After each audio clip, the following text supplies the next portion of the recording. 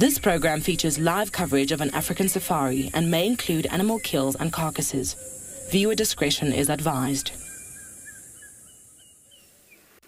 What an incredible way to start the morning.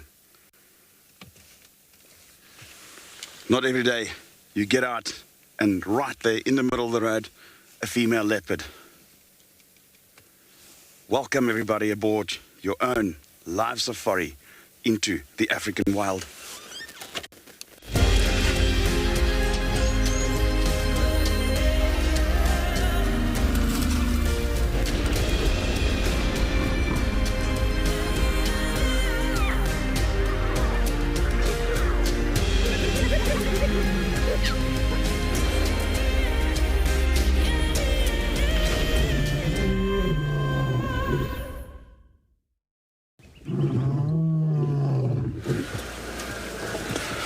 That is just super. We're just trying to relocate that female leopard now. We don't know exactly who she is at the moment. She's been moving. Hi everybody, my name is Chris and with me today on CamOps is Darren, and we are trying to relocate this female leopard. And it could be rather tricky. It's not the easiest terrain, and I do see her up ahead. And we're going to try our utmost best to stay with her. Today we have Ali with us today at Djuma and JP at Pridelands. It's a nice, crisp, sunny morning. Not nearly as cold as yesterday. Remember, you can send us your questions and comments to hashtag WildEarth on Twitter, at FC, on YouTube. Kids under 18, you're more than welcome to send us an email to kidsquestions@wildearth.tv. You can also head over to our website and register for the live safaris and leave your comments and questions in the blog. Wow. Right, we need to find a way around this bush. It's luckily not the most difficult terrain yet. And I've been waiting for a start like this for some time. And it seems like it could be Tlalamba. And that is exactly what we thought initially.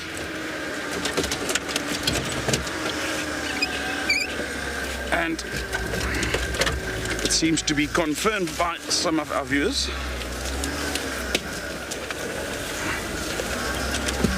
And this is going to be tricky. There is a road in front of us. You got her there. Fantastic. Darren just spotted her. And she's going to very likely come onto the road, he says. There we go. There we go. We're just going to park right here. Wow.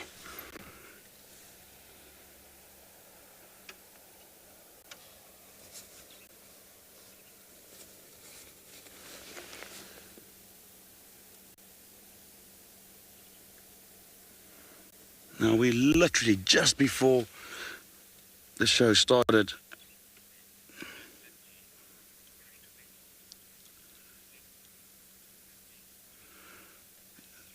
I'm just trying to pick up. Anyway, so we literally just, as we got out, it was still quite dark, and we saw these extremely fresh leopard tracks, and I told Darren, this is tracks. I won't be surprised if we come around the corner and she's walking on the road, and would you know? There we go, look girl. And she was scent marking, which means she's not necessarily in hunting mode at the moment. You can see she's not very covert in her movements, very exposed, and they don't necessarily hunt unless a solid opportunity presents. Good morning, Sir 50. Yes, like I mentioned, I've been waiting for a start like this for some time. You could probably hear it in my voice. And like I mentioned yesterday, leopards are like a drug. Now, even though I've been a professional guide for 2 decades, every time I see one of these, my heart rate goes thermonuclear.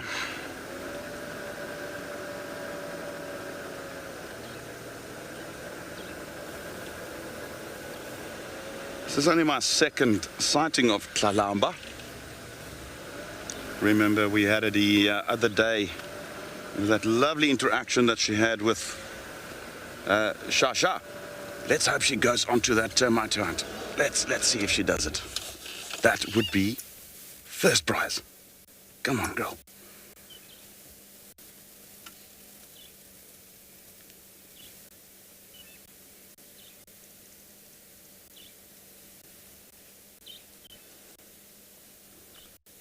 I was in fact sipping on my to-go cup of coffee while we were driving, and I nearly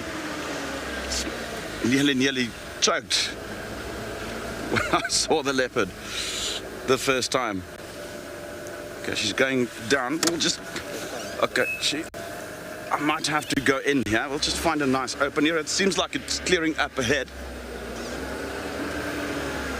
We are very close to the Buffelshoek Gowrie cut line. Now, we can traverse if she goes north, but it might be a case of our signal that might be an issue, although she is heading south-east now, which is good. Staying on Djuma. Now, just my apologies if I suddenly have to speak on the Game Drive radio. There might be some others, Djuma vehicles, that might be interested in the sighting a little later. So you might hear the crackle every now and then. Well, we're going to try and stick with Kalahari as long as we're able to. Let's go over to JP at Pridelands to see what the morning has brought to his side.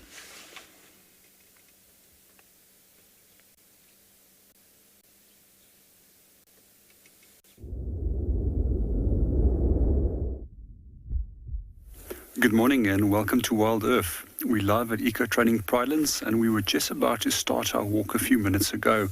While it was still dark, we normally get off our vehicle and we go and climb on a little koppie where we wanted to go and watch how the sun rises. Over the next moment, a whole herd of buffalo popped up right next to us. So my name is JP Leroux, and behind the camera we've got Gerard for this morning. So one of the things that I find quite interesting is that quite often on these cold mornings is that the animals will be more active on the eastern sides of hills. And then later in the day they will make their way down towards the plains areas. In the summer months, it just works the other way around. They start off in the plains and then move on to the hills in the later part of the afternoon. So I'm going to turn around and have a little bit of a look what's going on here. So far, I tried to have a look, and it seems that all of these guys are bulls. So this is a typical bachelor herd of buffalo. And quite often we find that these males tend to move out of the main breeding herds due to the competition becoming too intense. Some of them will normally retire in these herds by the age of 8 to 11. Some of them might return, and some of them just stays in these herds for the rest of their life. It's also quite interesting is that these bachelor herds are quite heavily impacted by lions compared to a normal individual, compared to females which find themselves in breeding herds. There's generally a ratio that says that males are 4 times more likely to be taken in a bachelor herd by lions compared to a cow that will be inside a breeding herd. So for those of you that are not familiar with buffalo, they do appear like farmyard cows. However, they're incredibly unpredictable and incredibly dangerous animals. They've also got the reputation for being known to kill more hunters in Africa than any other dangerous game species. And this is why they've been placed in a group that is known as the Big Five, the 5 most dangerous animals to come and hunt in Africa. However, these days, they form part of the 5 most photographed animals in Africa. Let's go and see what Chris is up to.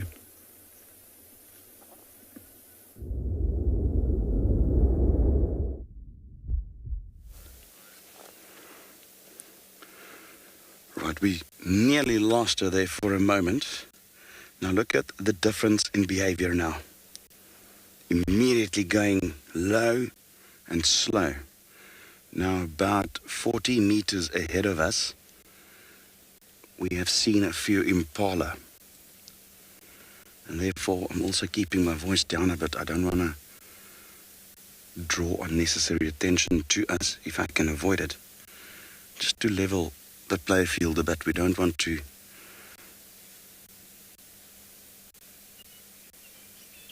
in fact give any advantage to either the predator or the prey.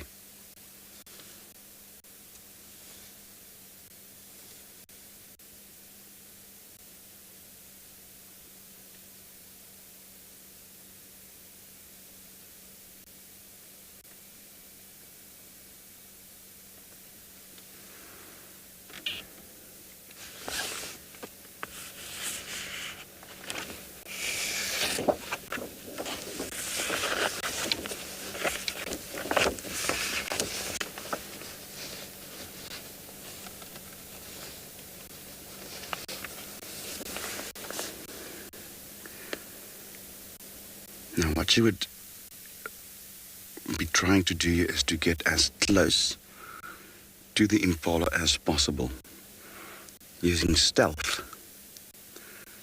And the closer the better. And then one explosive burst of speed.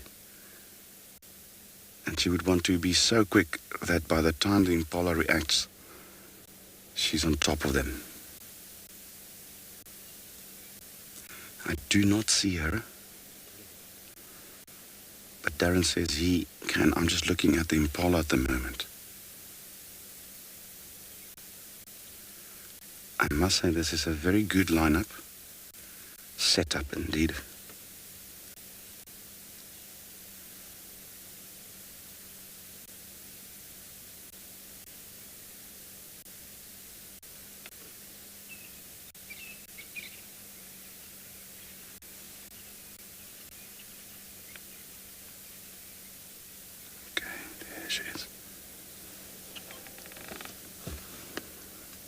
To give you an idea, she is about 30 meters from the impala at the moment. And they are totally oblivious of her presence at the moment.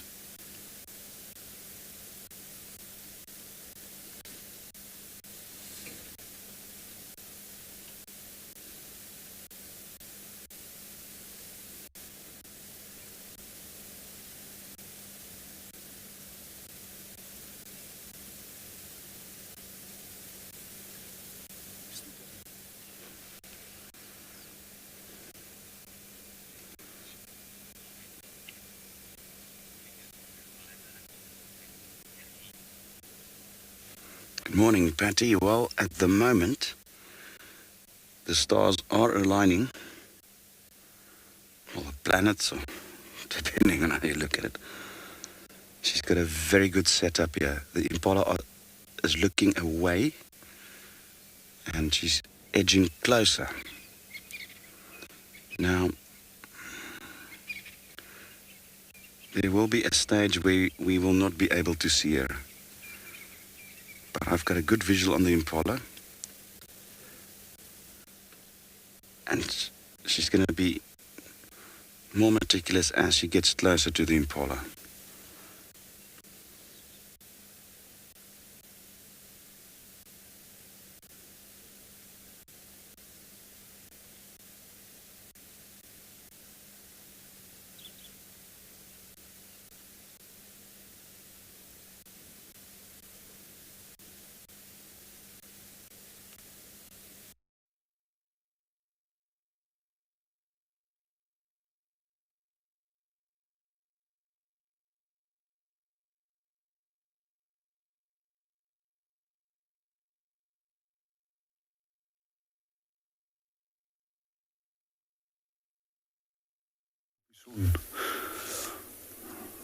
Of sal ons maar nog ons buffels doen.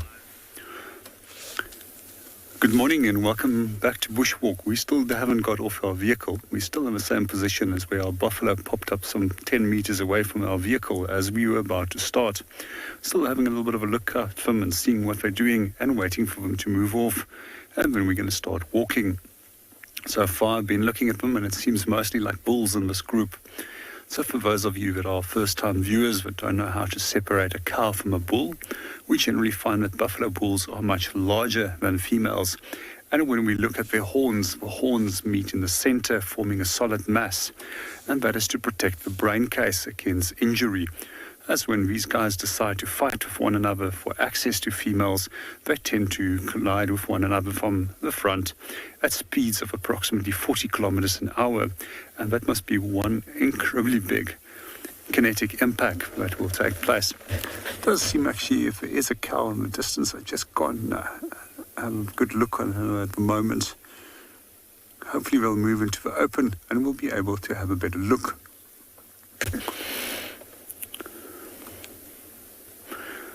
So for those of you that are not familiar with the social organization of buffalo, they actually form what we refer to as an oligarchy, where there's a number of dominant bulls that will lead the group, a very similar type of organization as that baboons have.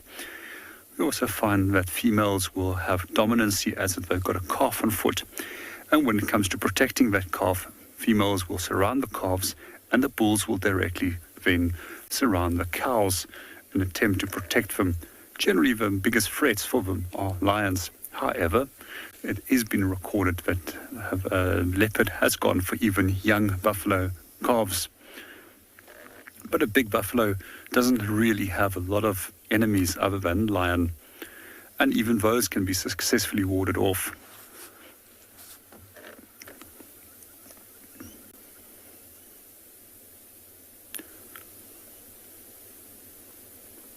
When it comes to buffalo, you'll mostly find them busy feeding on coarse grasses, which is not be consumed by other grazers. And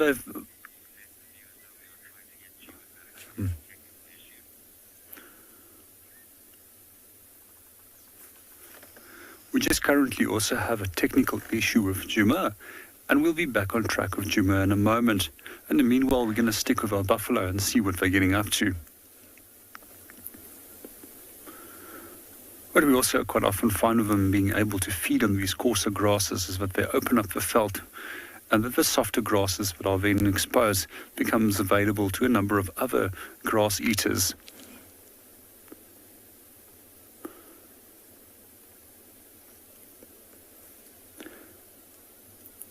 Buffalo in general are very good with knowing their environment, and they tend to cover big areas as well.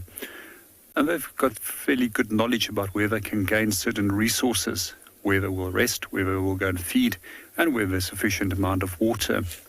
What I do find interesting is that it's not the dominant males that lead the group, but a number of individuals that is known as pathfinders, which will make those decisions.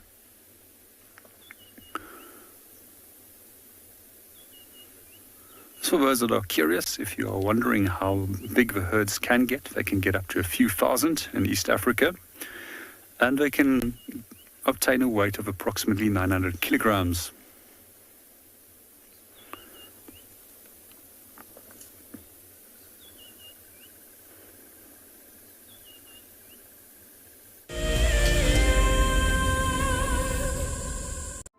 As we celebrate Women's Month in South Africa, we acknowledge and thank those women committed to conservation, working tirelessly both on the front lines and behind the scenes.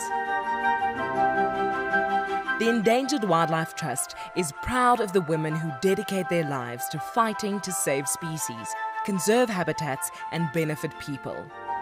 Here's to strong women everywhere who are dedicated to protecting forever together.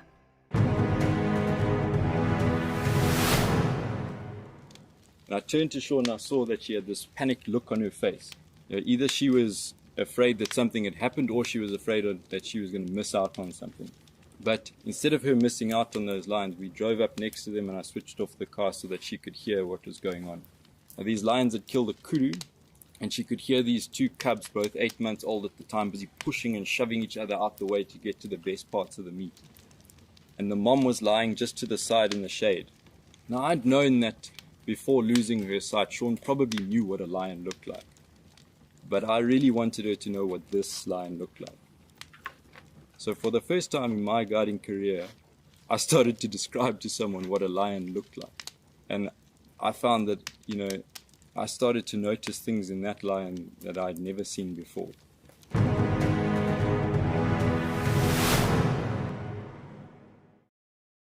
Something very, very interesting.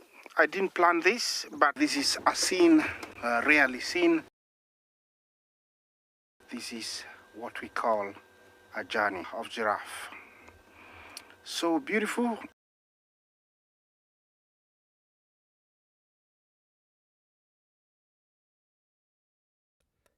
Tune into WildEarth every single day. It's in your nature. Delivering 6 hours of HD wildlife content live every day is no small feat. It's a massive team effort, and we all rely on one another. Cam ops have a bit of work to do in the morning, up nice and early, get all the checks out of the way, and make sure we're ready to go live. Helping others fall in love with nature brings meaning to what I do. It's also a lot of fun.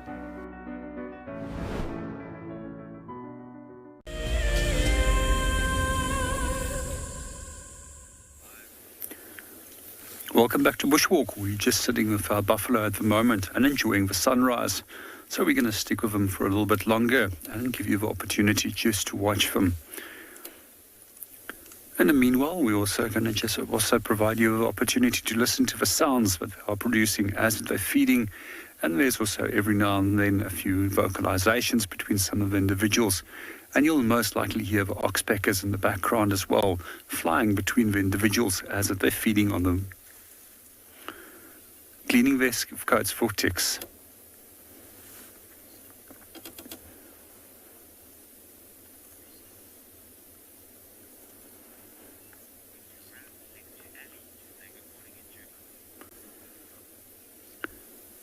We're going to hang around here a little bit longer, but let's go and say good morning to Ali and Djuma.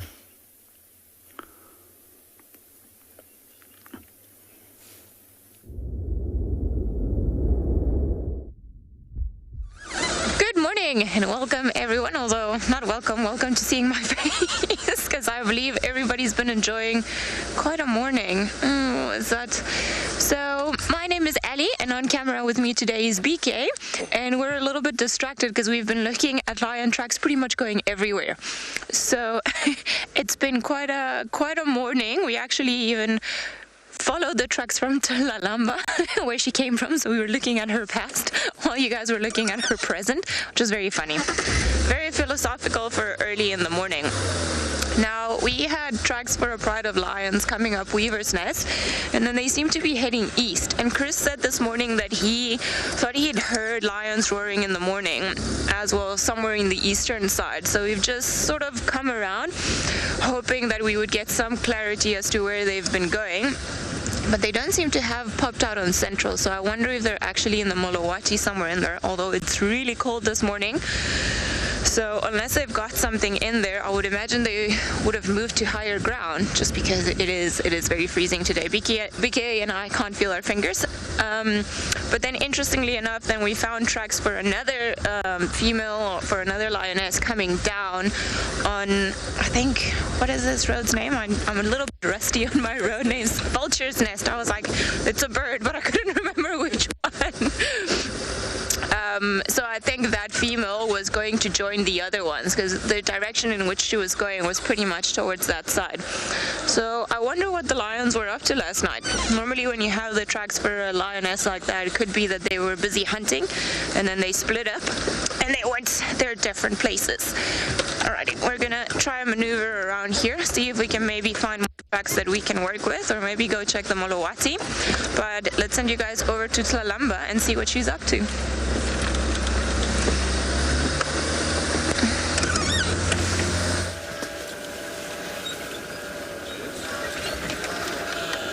Well, let's hold thumbs that Ali can succeed in her mission. We're just trying to relocate Tlalamba, and she's just up ahead. And she is on the move. I think these impalas have spotted her and she's now just trying to get out of view quickly. She was just trotting away. And we are just trying to get into position to view her again. I think the hunt was compromised. Impalas obviously did, I think the wind changed and they smelled her. And now she's just trying to quickly get around. They did not run away though. And that is very much the norm. I mean, probably 70% of these hunts usually fail. Yeah, she's gone down somewhere here. And it's always tricky if you're only one vehicle at a time. So therefore it would be good if I can get another Djuma vehicle to join us once they are up and about. These two vehicles are usually much easier to maintain a sighting.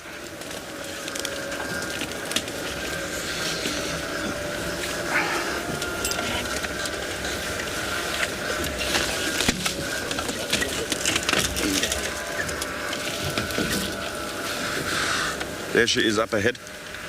Right, we've got her again. She's on a mission, this girl. Right next to that marula tree there. Okay. She's just watching something here, but it might be the impala that's moved.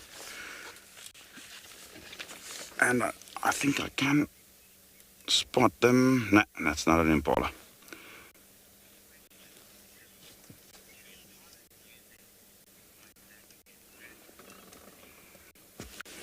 Hi, Beline.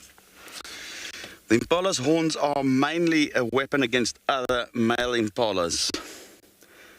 I suppose if they're really cornered, they might try and use them. But the purpose of the horns of impala is for males to fight each other. So they very seldom use them against predators. In fact, it's amazing if you look at different antelope where some females have horns and some species the females don't. You look at kudu, impala, often found more in woodlands than open plains. They'll rely more on senses like hearing and sight and numbers in the case of impala to elude predators, whereas wildebeest, oryx, if you're out in the Kalahari, for instance, okay, she is moving, we'll try to keep visual, their concealment is not necessarily a good weapon for them. I mean, wildebeest are not camouflaged at all. So therefore the females have horns and they do use them to defend against predators. Same with buffalo. It's not always successful. I mean, it's almost like a weapons race between predator and prey. And there's times where the conditions favor the predator and there's times where the conditions favor the prey. And more often than not, the prey has the advantage. And that's why I mentioned that if you watch leopards hunt, probably a good 60–70% of their attempts end up in failure. All right, we've got her. I'm just going to have to move a little bit. Look out. There's a sickle bush I think is going to... So also one has to be careful when driving out like this because there's a couple of plants with very, very strong and hard thorns that could cause some damage. Okay. And I do see a tail there. And then also just a reminder, if we do drive over small bushes, we always try and do it so that the wheels don't go over the bush in the middle of the car and the bushes just pop back up. So we're not doing any lasting damage to the trees, even though it does look quite graphic. We are very careful and sensible as to where and how we drive.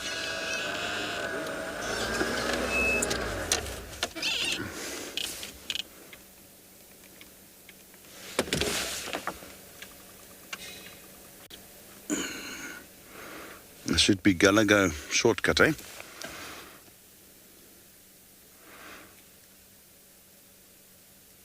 There should be another road here somewhere close by. Or shall we just stick with her? I think she's going to get onto onto Gallagher Link just now. At some stage he is going to slow down and hopefully lie on top of a termite mound or go up into a tree or even lie on the ground. I suspect he's been up for probably the last hour before sunrise to mark her territory, and that's when she spotted the impala, and there's quite a bit of dip.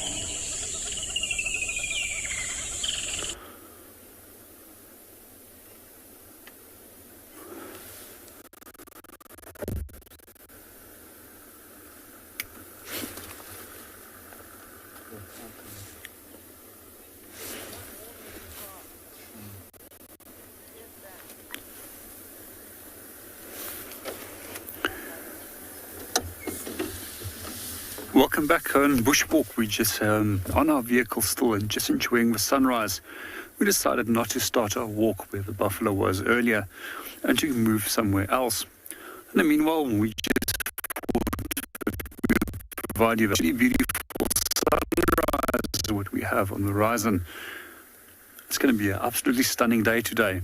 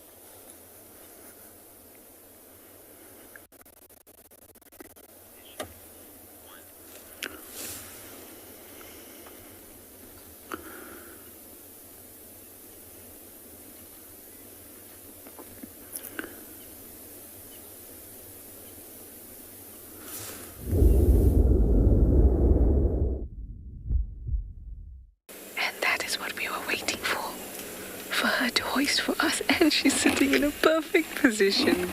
She's got it hoisted slightly close to us. Awesome.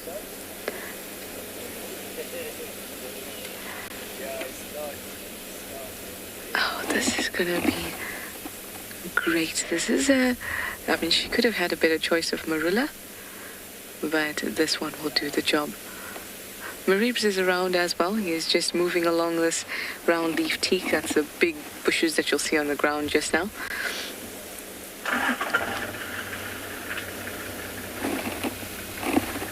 But this is great. Hello, my girl.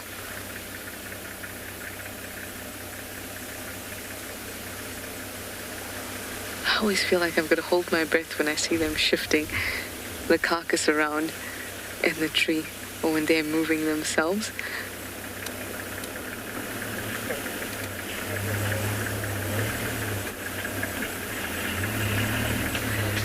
was so hoping that she would hoist it while we were here, and it was perfect timing.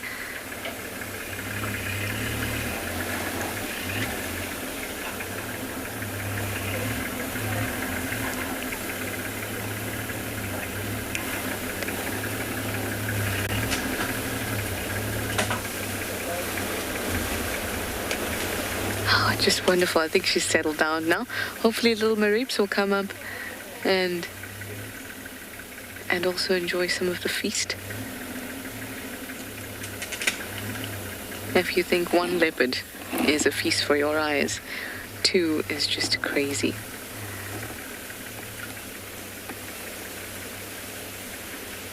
Oh, Tandy, you're in such a great spot for us.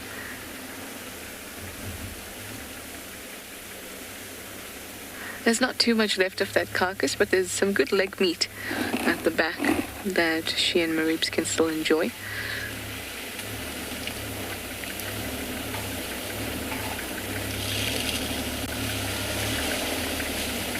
This is really something. It's awesome to see her put it. She's basically put it on the branch that's closest to us.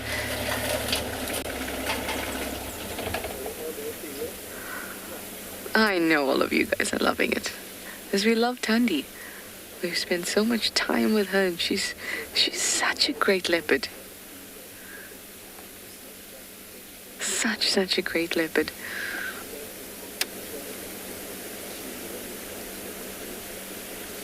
Look at her cleaning. Let's just absorb the sighting, enjoy it. It's just our first segment with her, and we'll be spending as much time as possible here. I'm just hoping that Marips comes along very quickly. I saw him kind of darting through the bushes, but he was not very interested in his mother's hoisting.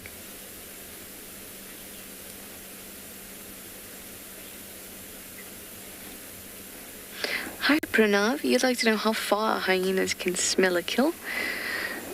Surprisingly far. I would say about 2 to 3 kilometers. But I don't think it's just smell that works there, because it's also a sense of hearing that helps them, auditory cues, but they can hear a kill being made. As for the smell of the kill, like the actual smell of the kill, that's probably just about 1 kilometer that the actual smell would waft over to them. But I remember we followed Hart from the hyena den area all the way up to the Buffelshoek cut line. That's a good 3 kilometers or so. And she found it was because the wild dogs were on top there in the northern boundary. And she just beelined for that area.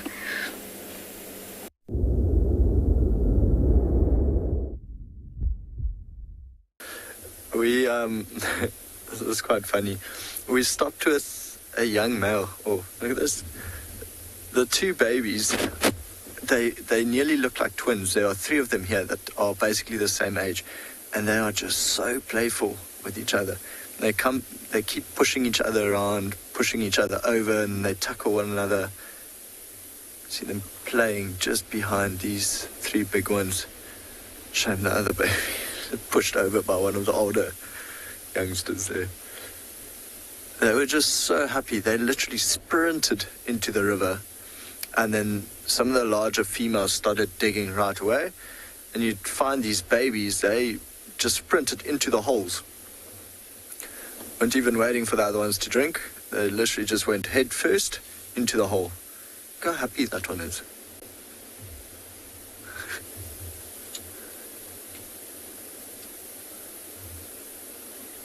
So yeah, we initially stopped with a young male just drinking, and then we looked behind us and all these elephants kind of descending into the river. So we decided to come here rather.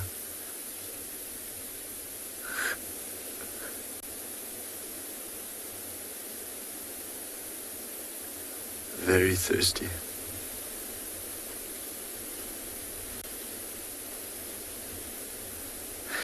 And still, they don't need to even dig too deep. It looks like about 0.5 meter. Face planted. Now all three of them are just playing behind those three larger elephants. Then Craig, what I might try to do, let me go forward a little bit. I just want to show you guys how they play. It's so cute to watch.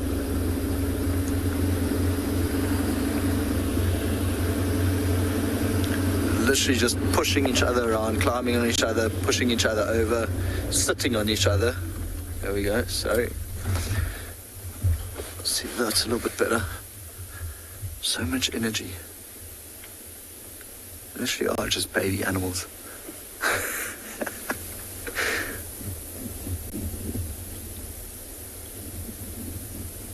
I mean, their nostrils must be just filled with sand.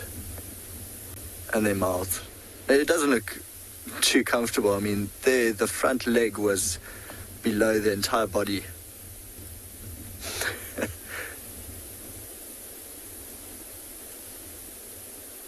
Oh, that's hilarious. Of course, it's a bit of a struggle to get up, even for the little ones. They need momentum. So just swaying side to side. Also, I think the sand is quite cool for them, so even just rolling around must be cooling them down quite a bit. Oh, it's nearly up. No, cool down the other side.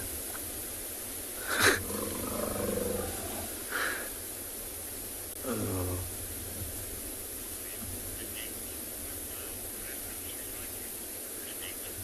Annette is commenting, oh wow, what a lovely sighting. I'm with you, Annette, I agree. I'm glad we turned around and came towards these babies. They're absolutely hilarious to watch. Actually, any baby animal is just always so much fun. But it's like the one is just more playful than the others. Went and lie down again. But if there's more elephants coming down. Oh, Craig, look at that one. They're on the bank. It just passed out on the bank there. I think in a bit it might actually shuffle forward and try to get down here. Let's see.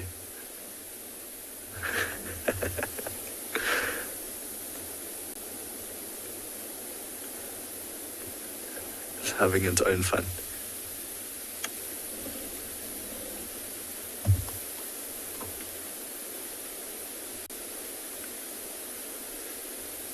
Love watching them come down.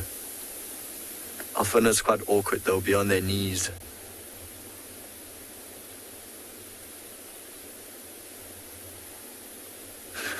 A slow process.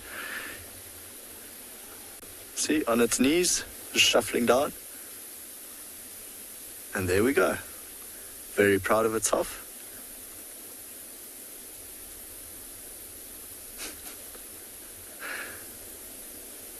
And digging their own holes. Actually, I think there's a hole dug there already. Just see the trunk go straight in.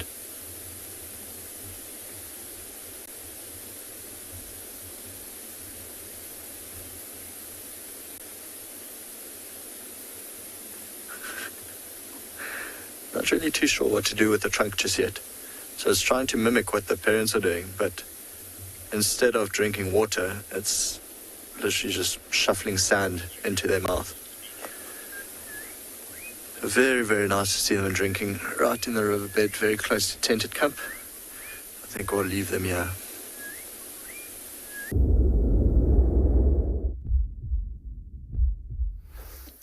And we have the whole family reunion. One lioness, just one lioness came out from the thicket, walked around from a different thicket, and then all the cubs came out to say hello. She's now going back into the thicket, but then that's the cubs all out in the open. So we've got 3 different groups of cubs here. There's 3 older ones that probably around about 9 months old now. Then there's 3 6-month-old ones, and then there's 4 about 4-month-old. So that makes 10 cubs total in one pride with 4 lionesses. So we're still waiting to see what the 4th lioness is going to bring out.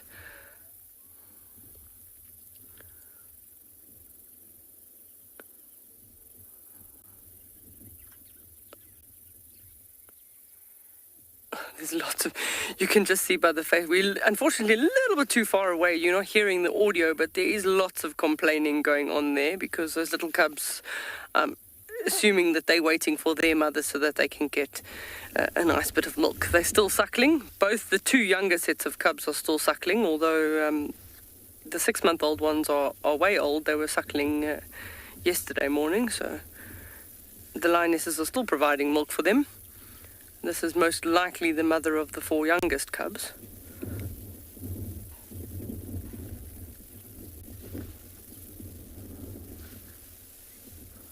They're all watching. There seems to be, I can only hear, there's a partial sort of confrontation going on in the bushes, which will probably be the older cubs and that lioness that walked in there.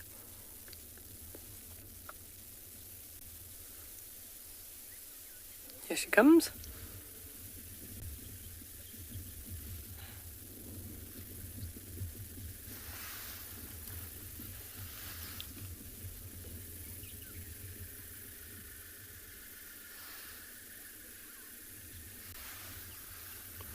So Jerome is asking, is this the dominant pride in Tswalu? So Tswalu's actually got 2 prides. This is a southern pride and a northern pride. So neither one is more dominant, but they certainly have more numbers in this particular pride. And the males visit between both prides. This seems to be this particular pride's almost northern boundary. They don't tend to extend further north, and then the other pride is not too far from where their southern boundary is.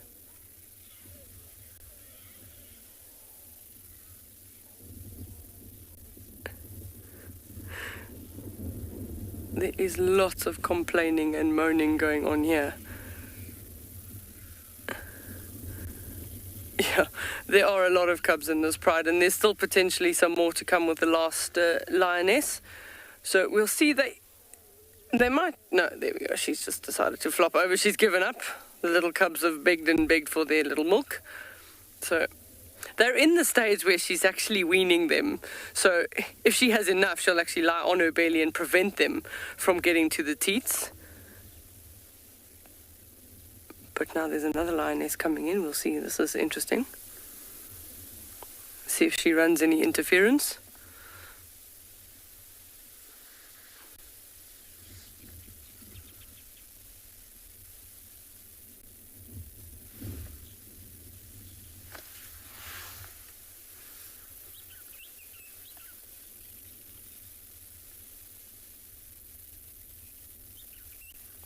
Now all the moaning and complaining has stopped because they're able to suckle.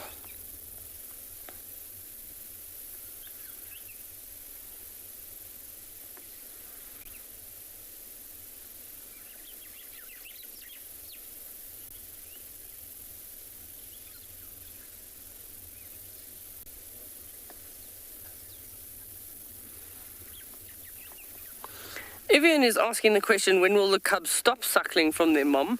So they start trying to wean them at around about 3 to 4 months. But as with the other cubs, they will supplement suckle them right up to at least 6 months. And then by then they've got pretty sharp teeth, and the lionesses are not very tolerant of that, and they do tend to push them away a bit more. But most animals will have the weaning time frame is almost roughly the same length of their gestation. So with lion cubs it's about 3.5 months, and that is when we start seeing them not necessarily giving the cubs too much. And you might find now she feeds them milk, and then late this afternoon, as soon as it starts getting dark, they actually leave all the cubs again and attempt to go hunting. That wasn't actually a lioness, it was one of the sub-adult cubs. So the oldest cubs are 3 males. The middle ones are two females and 1 male. And then the youngest 4, it looks like it's 2 males, 2 females. So there's quite a lot of males in this group that would then form a coalition when they get much older.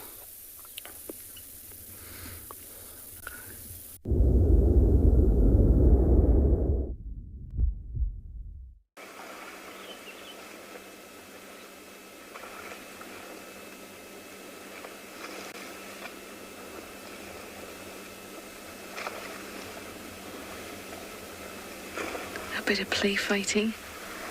What a relief it must feel like for their large bodies to be nice and cool and then also experience a sort of, or at least a little bit of weightlessness as they're in the water.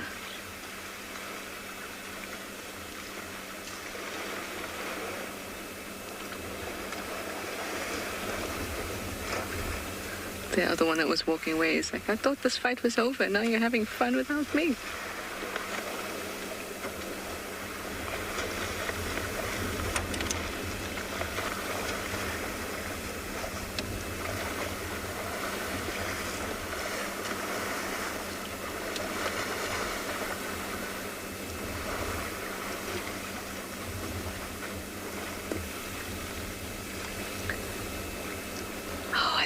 When their whole bodies are submerged. Look at that. They look like they're having the time of their lives.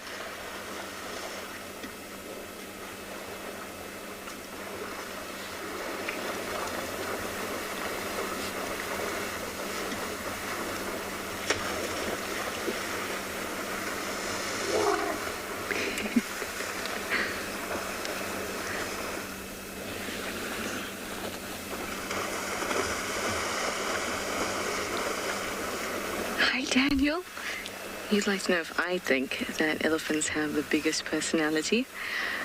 I'm definitely biased towards elephants. I love spending my time with them. And they do have a lot of personality. But I also think so do our leopards and our hyenas. But the reason there is that we can follow individuals quite closely. And this one's hitting its trunk to the back of its head.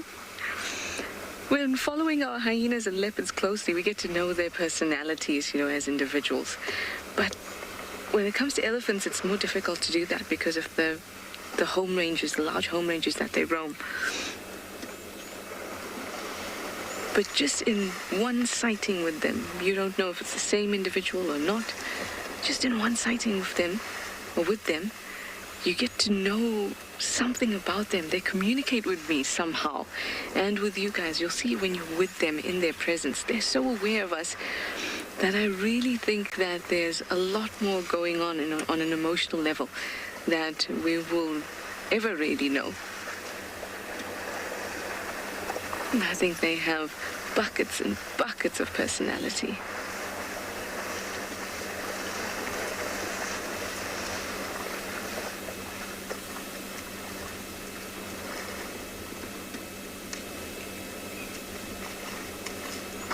Now that looked like a lot of fun.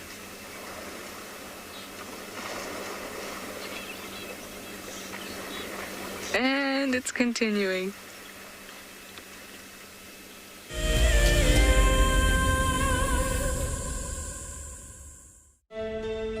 Just look at that. It is absolutely incredible.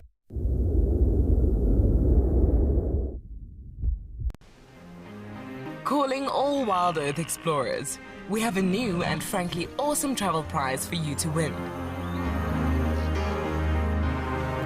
andBeyond Phinda Private Game Reserve encompasses an impressive 28,000 hectares of protected wildlife land in KwaZulu-Natal, South Africa. As you have seen on WildEarth, andBeyond Phinda showcases one of the continent's finest game viewing experiences and is well known for close-up sightings of the elegant yet elusive cheetah, as well as the rare black rhino. Sign up to be a WildEarth explorer before the 16th of September, and you and a friend could be heading to the magnificent Phinda Mountain Lodge, where you will spend 3 nights escaping the real world at this ultimate safari location. WildEarth explorers, it's in your nature.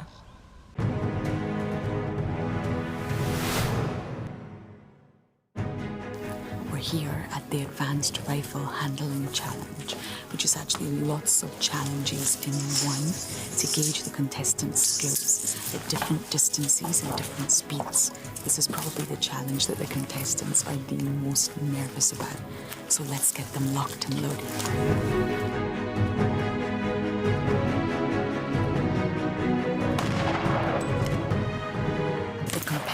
are now doing the Hales halt, where they have to run back and forth to a target, turn, take aim, and shoot. And this simulates a chase in a real environment and gets the heart pumping and the blood pressure up. James gave us a demonstration, and the skill involved in this exercise is remarkable.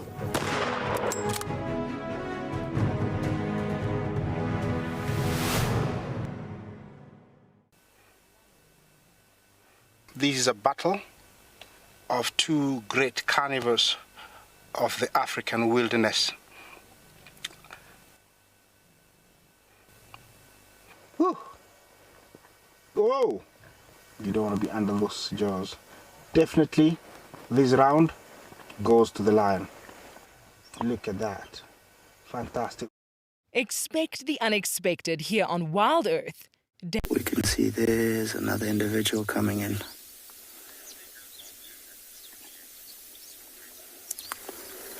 So Freddie has asked, why are there no vultures at this kill yet? Freddie, we have no nesting sites for vultures here on Tswalu.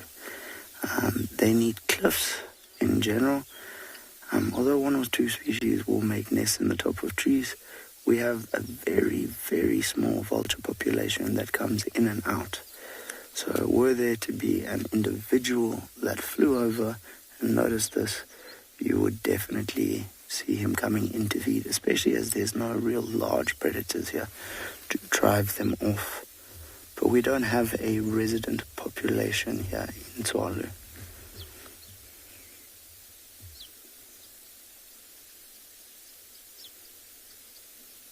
Still one or two jackals on the outer fringes popping in and out, but they're a little bit nervous to come into the carcass.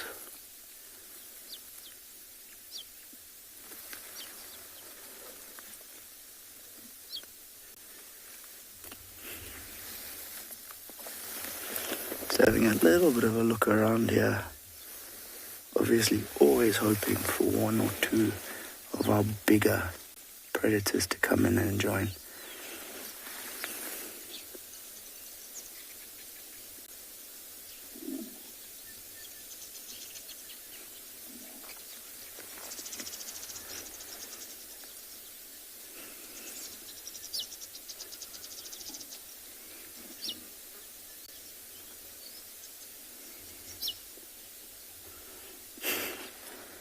You can watch him feed, but he's constantly twitching those ears.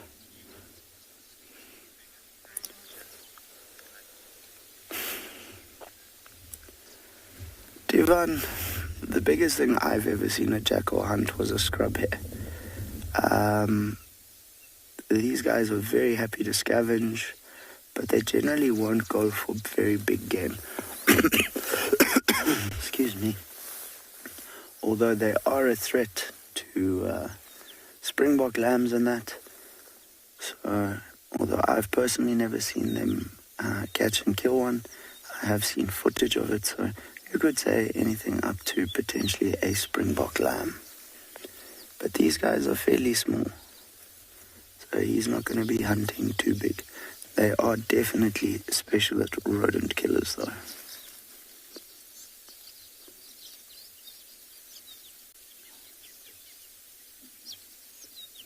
I was getting a bit of a bigger, broader perspective here. These other jackals are not so keen on returning at the moment. So this gentleman has a feast for one.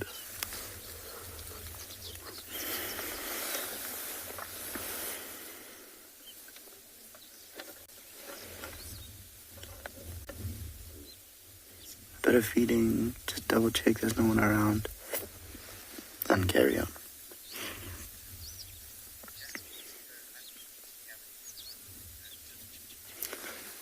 So Christian, jackals, I think you can safely say, are happy with either scavenging or hunting.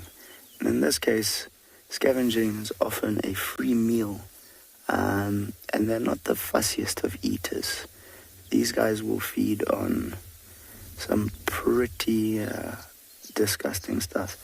What I have just noticed is that in the distance, Niels, you can just see a gemsbok staring at us. So obviously the breeze is carrying the smell you do wonder if these individuals were potentially part of the same herd, maybe. But yeah, just a little interesting sighting. Can you see it there, Niels? He's about 2 meters to the left and about 50 meters back. Just that smell being carried on the wind. But yeah, Christian, I think you can safely say that these guys are happy with either or. Eland isn't so sure what's going on here.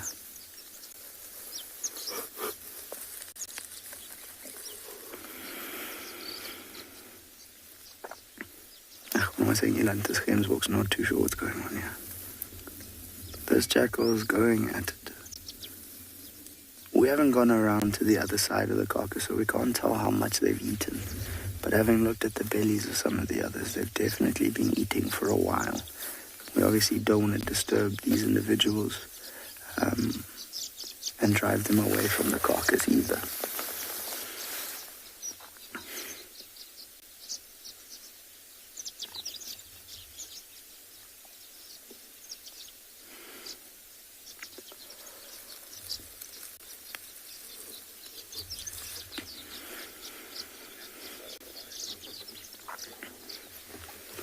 Tulari has asked, do jackal eat bone?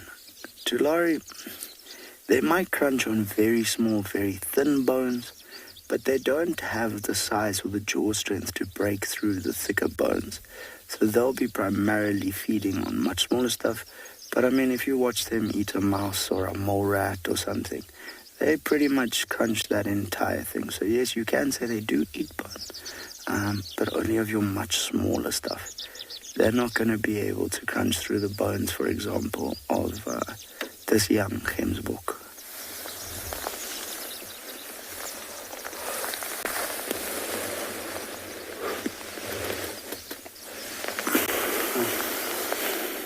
It's definitely quite an interesting sighting. You see him getting covered in a little bit of blood there.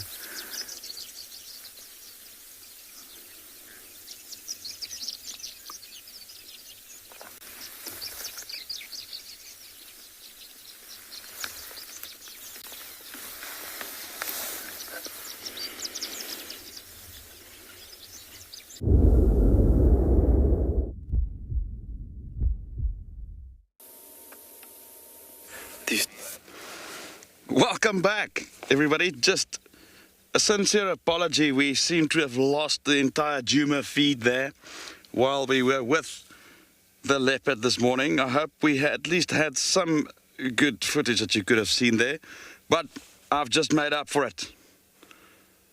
As we lost visual of Tlalamba, we had this pride, which I think is probably the portion of the Talamati pride, raw, literally 300 meters from us. And needless to say, I just put Wendy into that direction and we managed to find them. And we've been following them for a while. And now they led us here to Tamboti Dam.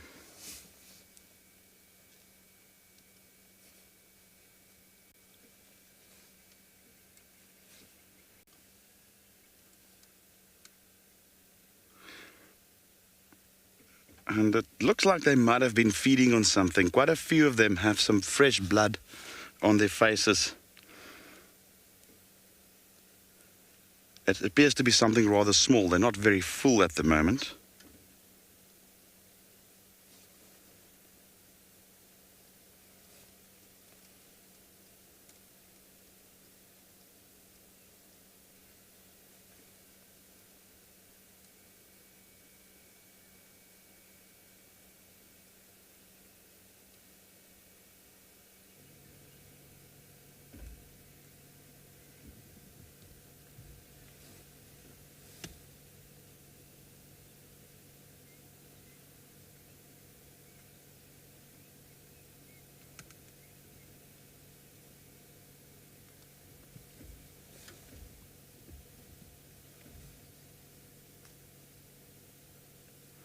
I can recall a question yesterday. I cannot remember who it was, but somebody's asked if it's difficult to find lions, and This was another case where we were not looking for lions. We were trying to relocate Tlalamba. And just we heard this pride all roaring literally about 300 meters from us. And they, as we got around the corner, there they were. The same with the leopard this morning. We didn't really did much tracking as such.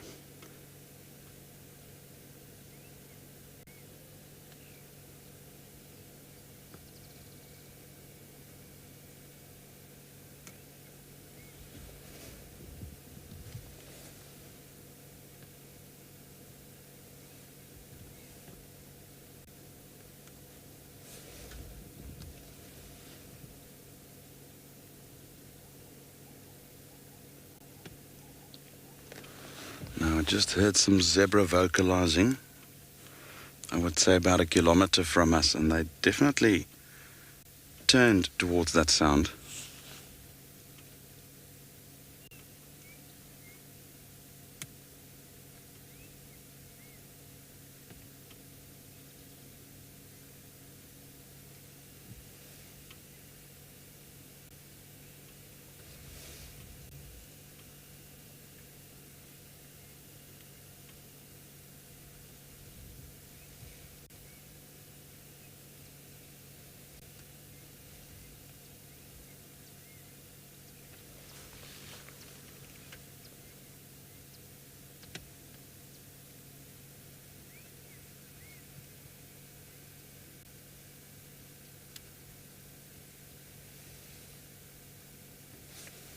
Very wary of the water.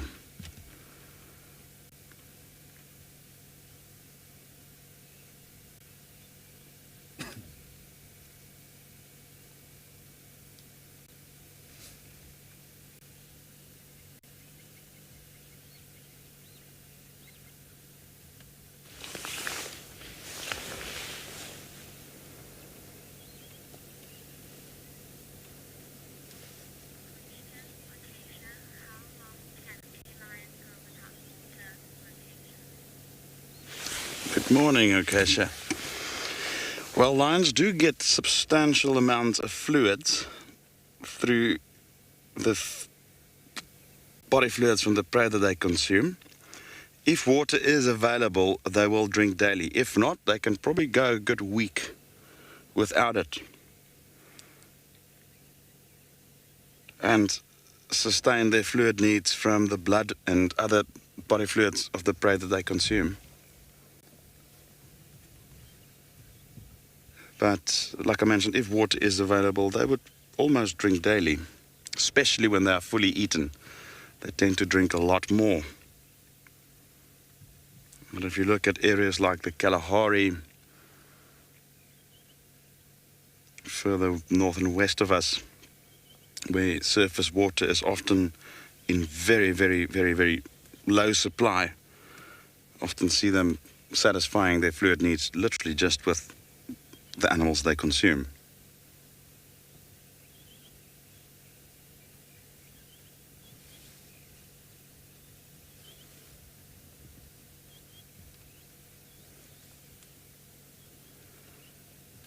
Now I think they still want to hunt. They definitely ate something very, very recently, early this morning. And they're just taking a bit of a breather here at the waterhole and obviously had a bit of a drink. And they're still pointing into a northwestern direction.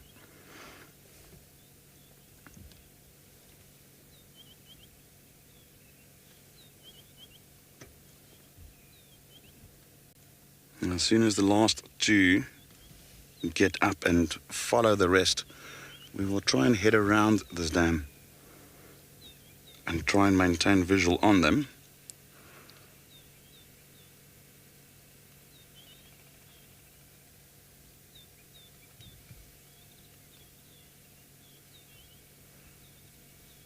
Wow, what a morning. Starting off with a leopard and just a while later, bang, there's the lions.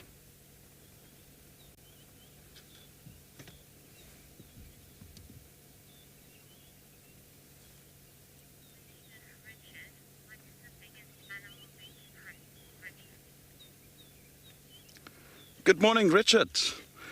Well, they'll typically focus on medium to large antelope, kudu, buffalo. In the Kalahari, it's often eland and oryx and things like that.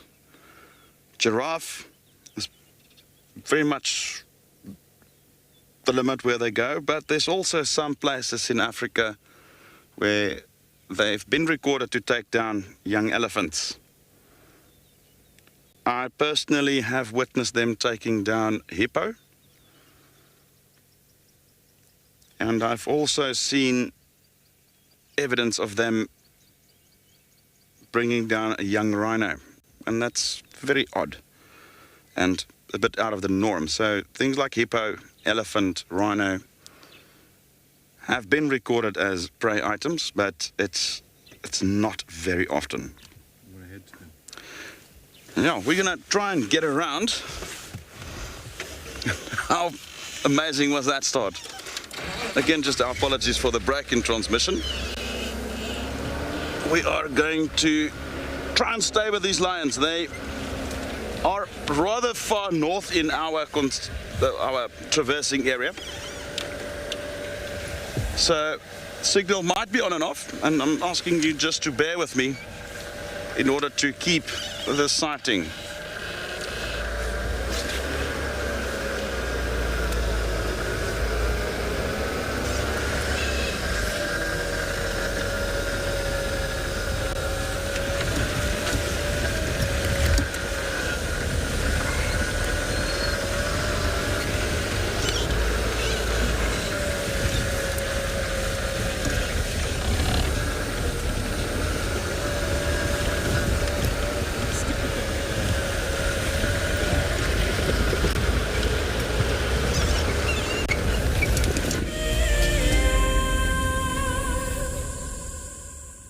Welcome back on Bushwalk. We're enjoying the early morning sun and some tracks at the moment.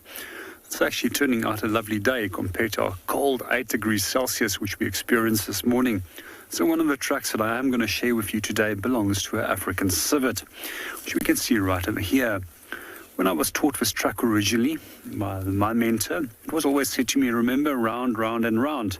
Because when you look at the track, the overall impression is round toes, and round little bulbs at the back. So you can potentially confuse with a jackal.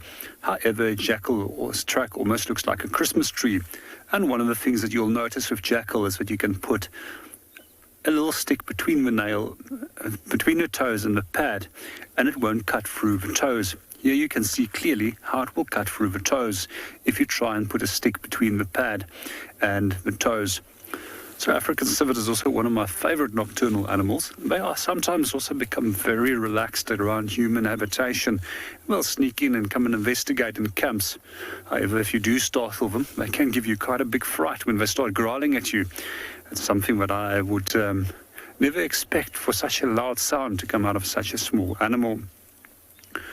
So there's a few things that we see with African civet is that they tend to always follow the same paths. They also tend to go and mark at the same places. Some of the ways that they mark their territories is by means of their anal glands secretions, which they will wipe off on an object. The other is by creating a large civetrine, which is basically a territorial toilet for a civet. These are often filled with all kinds of different particles from seeds and fruit pips, as well as a number of insect remains which we'll find inside there. One of the things that I also find quite fascinating about their scat is that their segments are actually thicker than that of a lion.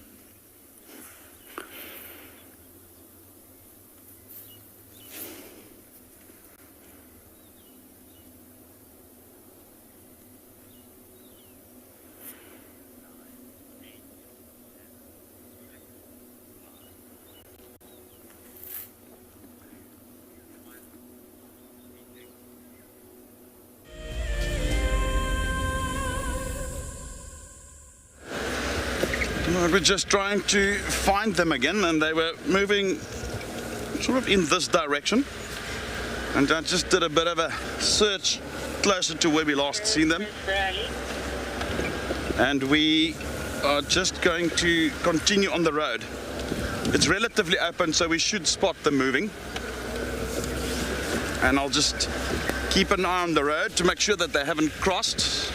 And Darren will keep an eye out since he's perched on his little pedestal with his camera.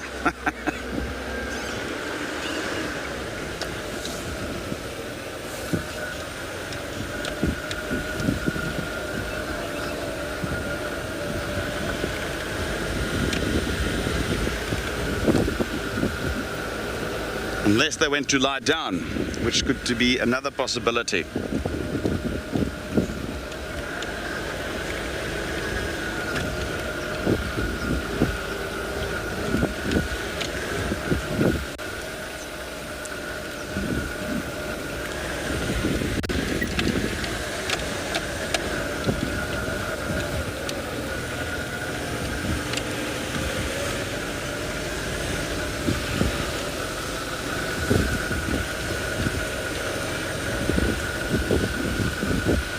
Hi, Melty. Yes, definitely. They are all looking very good, I must say. I only saw them last week and now, but they are definitely on the hunt again for something. And like I mentioned, we did hear some zebras more or less where we are now, vocalizing. Okay, we've got them back. They're just up ahead. I just love how it's just this flow of things, you know, it's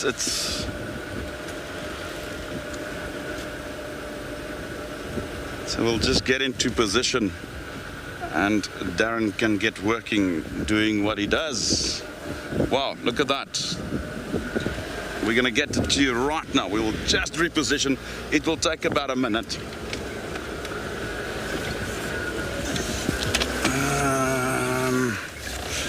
Find a gap through here. That looks good. Oh, goodness. Just be careful there, Darren.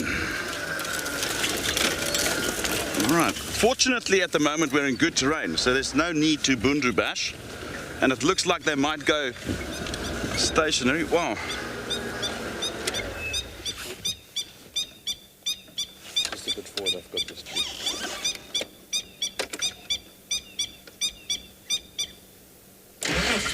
Just had to stop for that bird. It's a Coquille francolin, which we will try and see later. I'm just going to turn around. This is a nice little pass-by with some backlighting. That's quite a lovely scene. There we go.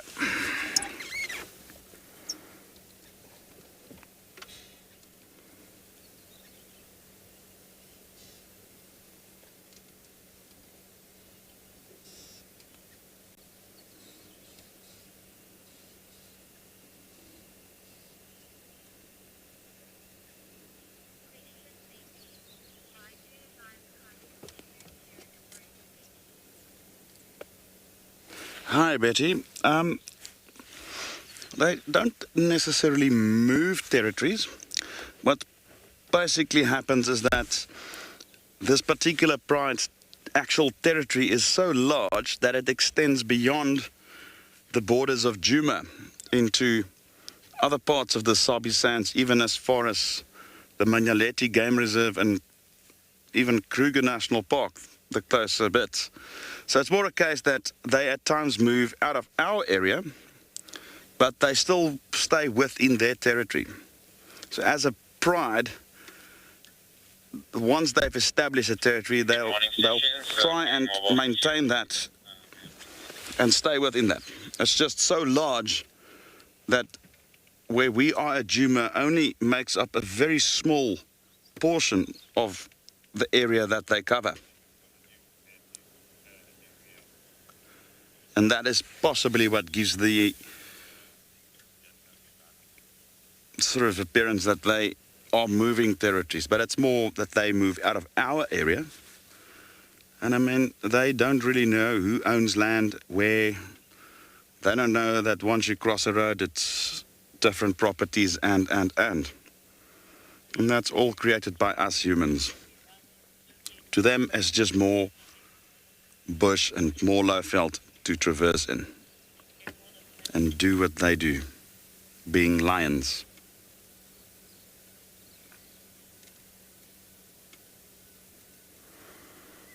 While you watch this, I need to quickly update. There's been a lot of questions asked from the other game viewers. I just want to update them on this pride. Stations, Telemati and Mhlambi now mobile north from Tamboti Pan, northwards into Buffelshoek.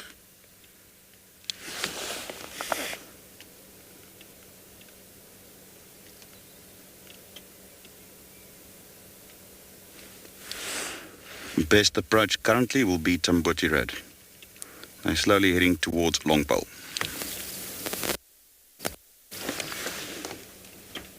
So my apologies for that.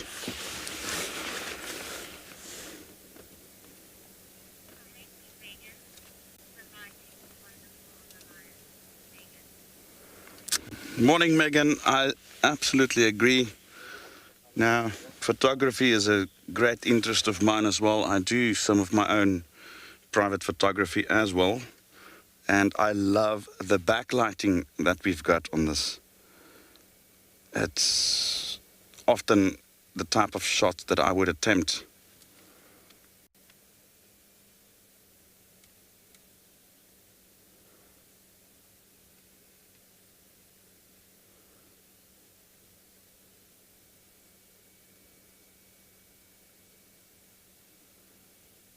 Now, fortunately today we've got a lovely sunny day, and I think it's going to get rather warm, and I think it will be a welcome change to the last couple of days where the weather was utterly miserable. And we will just reposition. We still have these lions.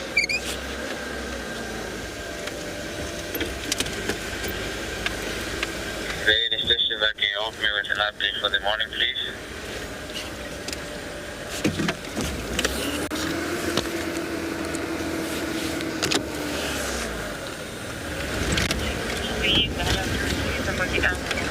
That's about it for the morning.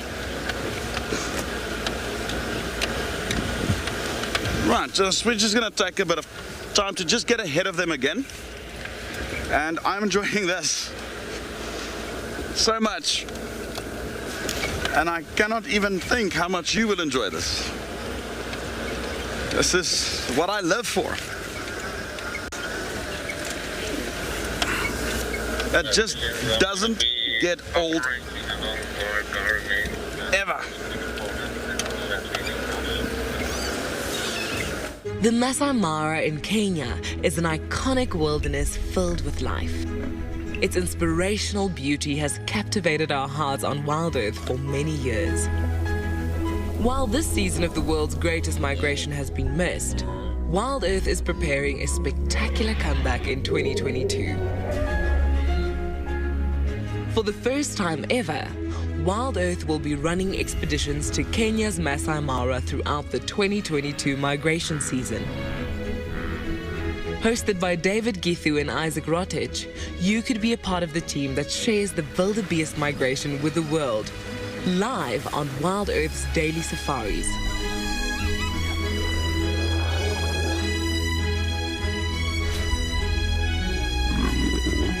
If you're interested, then head over to our website to find out more.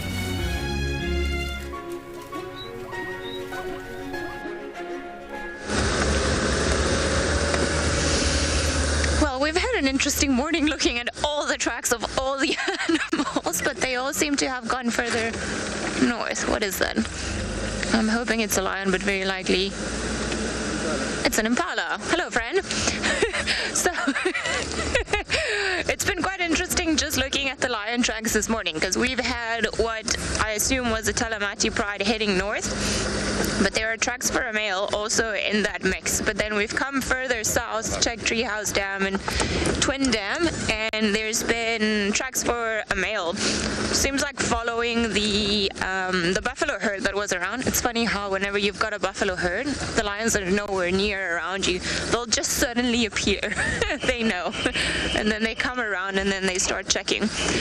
So we checked because I also thought I heard lions calling earlier, and then Fanoti also thought he'd heard something, but we've been scratching around the area and the tracks just seem to go towards Gowrie Main. So we have a suspicion that either the lion, because there were other lions called in on the other side of our traverse, where we cannot go. I think the Nkahumas were located close to the Mala boundary, and potentially another male on vessels. So I wonder if we maybe weren't hearing this lion. And then we also saw the track sport Lalamba this morning, which was quite funny. Vika and I were looking at all these tracks, and they're all incredibly fresh, and we're like, who do we follow? But it's quite funny because so Lalamba's tracks came from Ingwe Ali, which is a road that sort of comes in this direction, and then Weaver's Nest, just a straight road like this. So the lion tracks were going up north, and Lalamba's tracks were going up this way.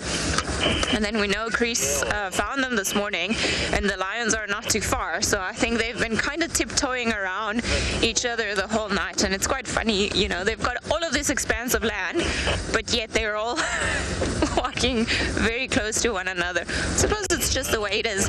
If they're hunting or if they're sin marking, it does happen that sometimes they'll bump into the same things, but lucky for both of them, it seems like they've gone their separate ways. Chris did mention that they seem to have blood on their faces, so I wonder, because there were a few zebra tracks also in the mix when we were following the lion track, so I wonder if perhaps, well, they could have maybe caught a young buffalo, or maybe they caught a zebra, because I've seen the Talamatis go for zebra before. I mean, so many lions, they're going to have to start going for bigger things just to make sure that they've got enough food.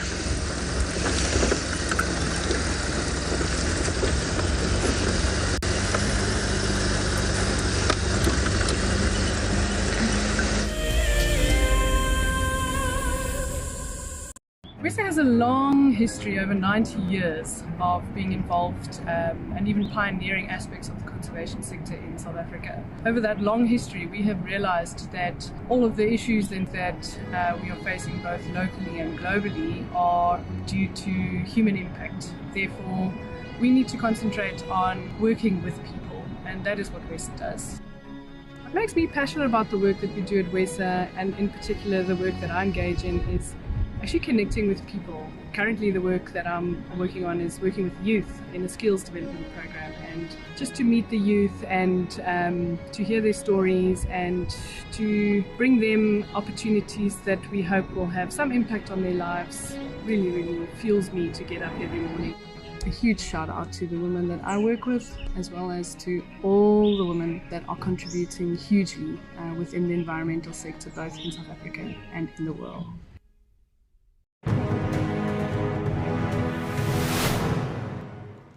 We got there, he had probably moved a couple of 100 meters down the river and was about 10 meters from this causeway. So I radioed the lodge quickly and just asked them to bring a land cruiser around and some tow straps. So we thought we were going to try be heroes and save this giraffe. And now a big bull, probably over a ton, he's a big unit. I got the tow strap one side of the giraffe and managed to get it around him with the boat, and the other edge of the tow strap obviously back onto the bank. So we made this U around him because he was lying quite close to the bank. And yeah, we put that Land Cruiser in low range and we just gave it hell and pulled that giraffe, and the tow strap slipped up and we thought, oh no, it's going to slip off the top of the head, and it caught on his Aussie cones at the top. And that last 10 meters pulled him out onto the bank, and he battled. He was obviously quite weak and all that.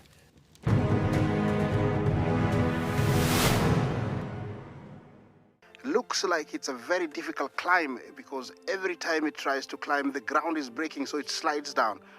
But it's the only one. Look at that. That is the call of desperation with the cub. It's like, what are you doing, mommy? Oops. Oof. Expect the unexpected here on WildEarth daily.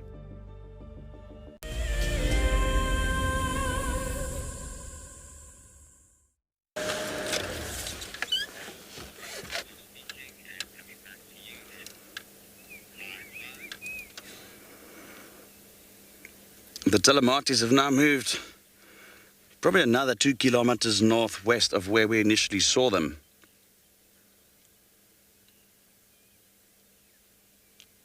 Just pacing down the road, and they often use these roads. as a means to get from one area to another. They think it's just one big animal path. And while we keep following them, we're going to link you to Ali, who's on the move.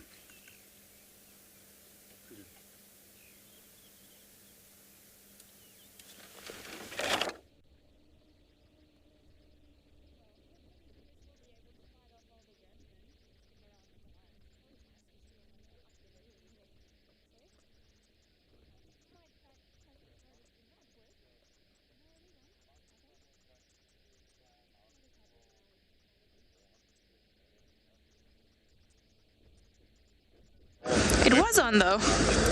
Yeah. Am I back? Okay, sorry about that. Something happened with the mic pack. Maybe it got a little bit cold and decided didn't like me anymore.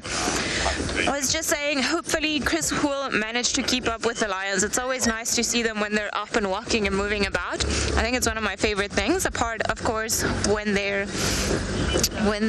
roaring, because that is by far the best thing. But let's see, we came onto Mendoza Road because I've been hearing these reports about Chidulu and Tortoise Span that have been seen mating on and off. So this road, I don't know why, it's a good leopard road. There are lots of termites mounds, lots of hiding places. There's something ahead of us that looks like a leopard on a termite mound. Doesn't it, BK? Let's see. Is it a leopard? I'm pretty sure it's not going to be a leopard. Okay, let's have a look. I'm pretty sure we're just going to be looking at a termite mound. I mean, it's an odd termite mound, but definitely not a leopard. But we had to check, just in case. There's at the bottom of the mound, just behind where BK is focusing in there, there's just a little bulge like this, but it looks very light in color and it almost looks like the head of a big male leopard, you know, when they rest on top of a termite mound.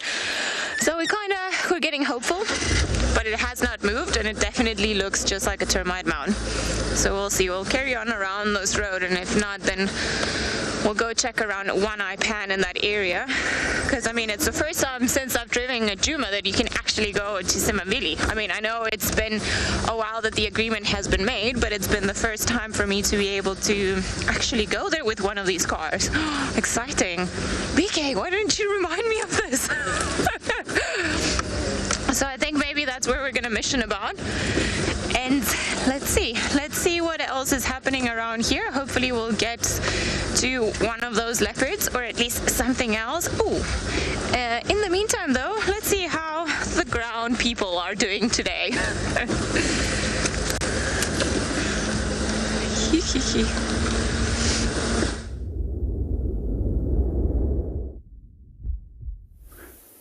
Welcome back on Bushwalk. We're out and about and looking at elephant dung at the moment, and I thought I would share a story with you how you can actually chase away elephants from crop fields. So in our area surrounding us, there's a lot of game reserves. Surrounding the game reserves, there's a lot of rural communities who are dependent on crops to support themselves throughout the year. And every now and then, elephants do get into those crops and they can destroy an entire crop within a half an hour or so, which is food which is meant to support a family throughout the hard times during the winter months. So one of the things that you can do is you can take elephant dung, you can plant chilies, and you can take the chilies and make it into a powder.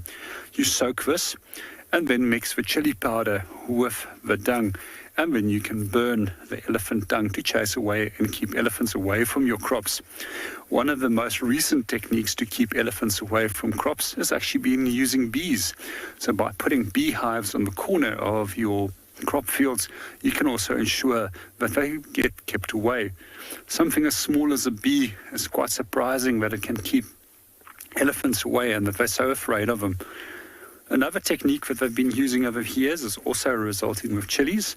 So they'll plant sufficient amount of chilies, convert it into powder, and quite often in rural areas we find plants by the name of sisal, and those sisal then plants get used for making rope, which is then smeared with grease and chili powder, and that also creates a natural little detergent to keep the elephants away from the crop fields. I find it fascinating that elephants will virtually eat any form of plant that we can provide them, and they're also well known to take over 157 species of plants. So one of the plants that they do get into every now and then seems to be sugarcane fields, and it doesn't do them very well. It is believed that it does provide some form of heart problems.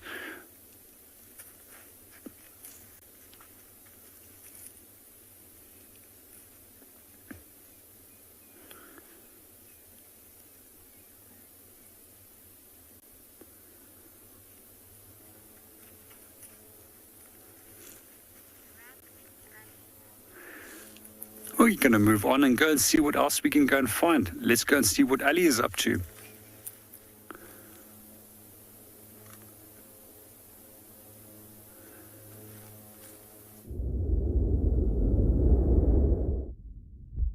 Well, we're still on our way to One Eye Pan, but I want to check this area carefully because there are a lot of occasions where we've seen Tavangumi or Shidulu or, well, I've only seen tortoise ban around this area once, but, you know, never know. Got to double check. Maybe there will be someone around here.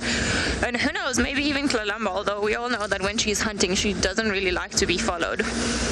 When she's got a kill, then she's a little bit more relaxed, but I've heard plenty of stories from Tristan complaining about Lalamba just deciding not to be viewed, and then off she goes. I suppose she takes after her mom in doing that.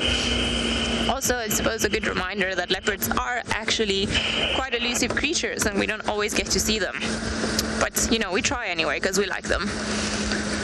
Alrighty, we did stop at another marula because it seemed like there was a leopard on top of it, but it was just a funny formation on the marula, just a broken branch. So at least we're trying. We're pretending to see them even when we're not. But it seems like it's been an exciting morning all throughout, so hopefully Chris will be able to find some more signal and manage to be with those guys for a little bit. And then we're just gonna go around Sandy Patch, around this area. Go down to Treehouse Dam, sorry, not Treehouse Dam, One Eye Pan, and then maybe go down to Simambili Dam. Who knows, maybe we'll get lucky with something interesting around there. I know Tiani's been around, and it would be wonderful to see her and her two little fluff balls, so I haven't yet seen them. And Tiani is very high ranked on our list of leopards because when we used to manage Simambili, which is the lodge on the other side of our traverse, she actually was born underneath a spadek. So there were no spot treatments for a while. And Tiani seems that, you know, even within Zutini and now with these two cubs, she's decided Simambili is obviously a safe place. She knows it very well from when she was little. So she had the cubs around that area, and then now obviously she started to move them as they've become a little bit older. But it's always very nice to see two tiny little leopard cubs. Kind of feel sad when you only have one and then they just have to play by themselves, or they attack the mother and then they play with the tail. So at least these two have got company. If they're anything like their mother, they're probably going to be very naughty things. Oh, hello. Oh, are you guys cookies? So it seems like we've got some cocky franklins up ahead, which they're not the most common ones, but we get quite lucky to see them here around Djuma. Just want to make sure that I'm not making up a bird species. Yes. Distinctive feature is that orange head that you can see around there, or well, that they've got. And they're all moving about, looking for food. It seems like there's just three, so I suspect they are the parents, and then maybe one of the youngsters that actually managed to survive and grow into adulthood is the third one that it's popping about. And it's quite interesting. I have a feeling that birds are going to start maybe mating a little bit earlier this year. This morning, just alone, we saw, I think, maybe 3 or 4 different Wahlberg's eagles, which is quite something. I don't think I've seen them this early before. They're normally back around September or so, but I mean, technically speaking, it's almost like still August, so it's early. But I think the fact that we had so much rain last year and that the bush is looking very nice and healthy, and that it's been so incredibly hot the past couple of days, might just, oh, there we go, it's just in front of us, there, whoop, there it went. I think that was, oh, can you get that one there? Oh my god, it looks so fluffy. So it's just here. I don't know if you can get it, it's just that it looks so fluffy and pretty. Stay! Let us make you famous. They almost look like partridges. They're still a little bit cold. You can see the birds are all fluffed up. So when they do that, their down feathers or the feathers that are underneath, they actually trap the warm air. And then that's the way that they keep themselves warm. Almost like the piloerection in some of the mammals, like the impala, where they kind of raise their head just to trap that hot air and just make sure that they don't freeze. I think these guys are doing the same. It's been an unusually cold morning today, but I think towards the afternoon it should get a lot nicer because the sun is shining. So maybe we'll get some ellies coming down to some of the water holes, or maybe we'll be able to catch up with some buffalo. It'll be quite a nice afternoon, I think. I mean, at least I can feel my fingers now, which is a good thing. I believe the temperature this morning when we went out driving was about 5 degrees Celsius, which is not terribly uncommon in this area, but it's still quite cold. And if you go to some parts of the Sabi stand, especially where they've got rivers around, like the Sabi River or the Sand River, then it tends to get very cold around those areas. Normally around the drainage lines where the colder air sinks, then you can definitely feel it. Even when you're driving up around at night, you just feel that definitely, and you can see everyone just like tightening those scarves a little bit more, putting those gloves on. But at least it's warmed up now, nicely now. Alrighty, leopards, time to come out and play, guys. We'll let you sleep in, but it's Monday. Time to come to work. Where they've gone. Alright, seems like there's not much around here, I think, except for some of the predators, some wildlife like the zebras, the impala, kudus and everything else, and to an extent even the elephants. Because it's been cold, they're going to be staying inside of the thickets because it's obviously a little bit warmer there, and also up in higher ground where it's a little bit warmer.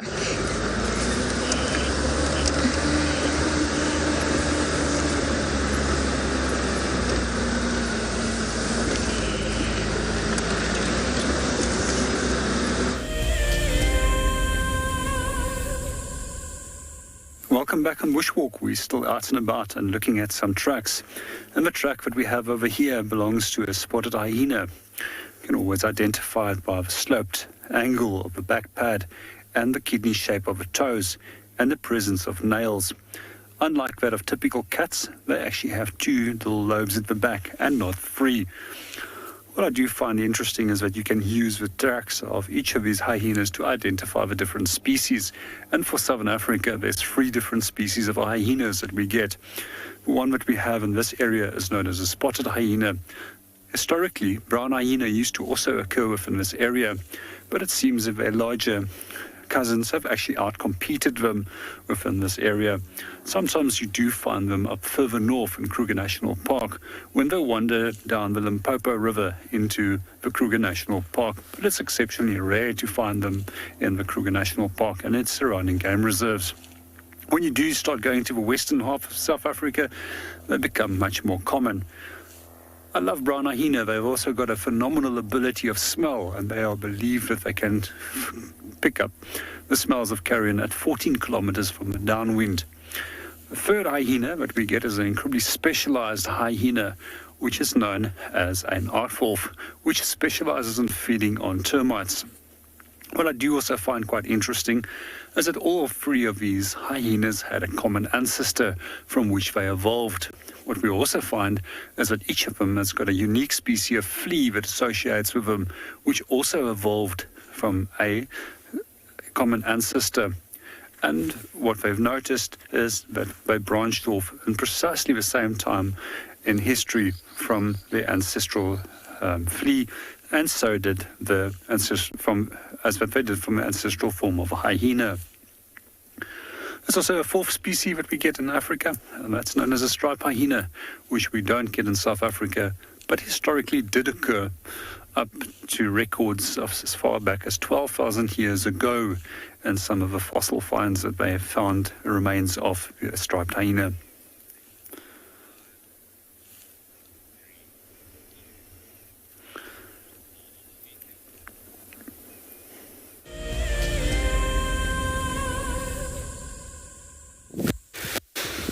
Well, we've managed to lose those lions. They just went into a very, very thick area trying to chase those kudu. And unfortunately, we had to move on. Well, we're just on the way back to where we initially found them. We want to go and see if there's anything coming out on that female leopard. But just look at all these lion tracks.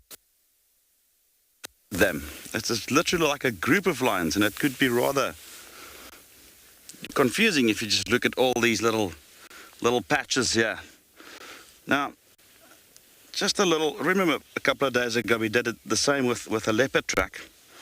Now, if you look at the track here, for instance, look at that paw print there versus that paw print there. And that would be a front foot. This will be one of their hind feet. Easy way to do that is to just measure the track.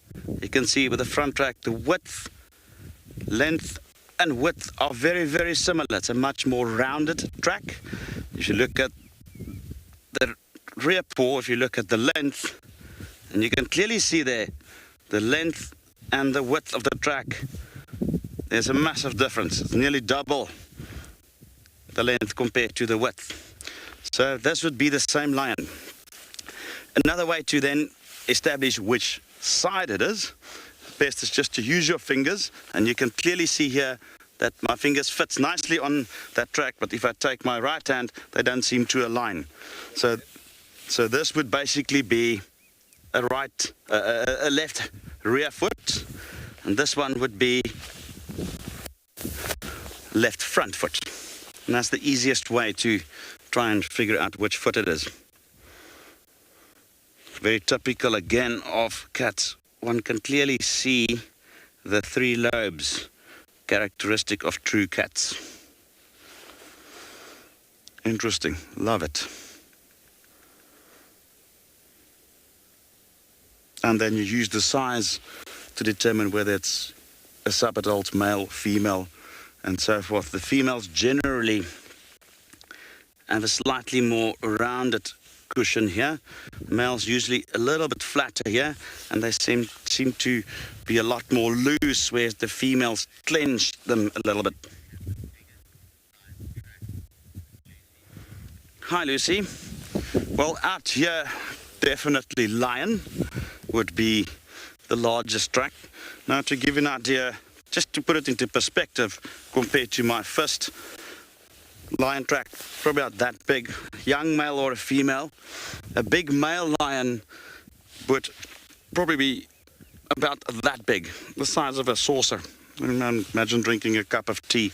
That's about the size of an adult male lion, like Darkmane's footprint will be pretty much that size.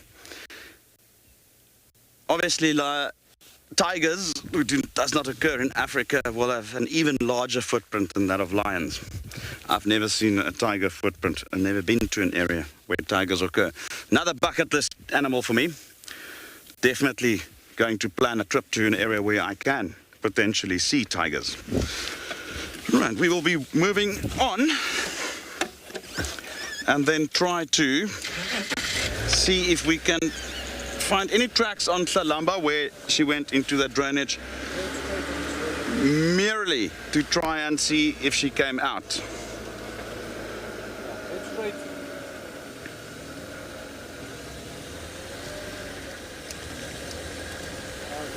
I think the Djuma vehicle managing the lock.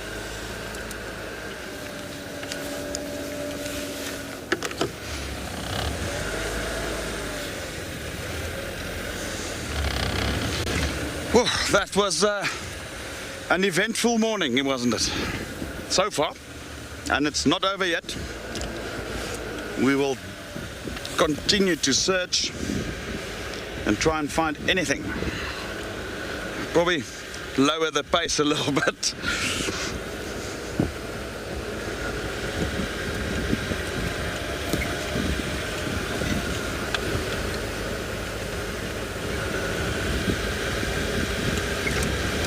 This is where they came from.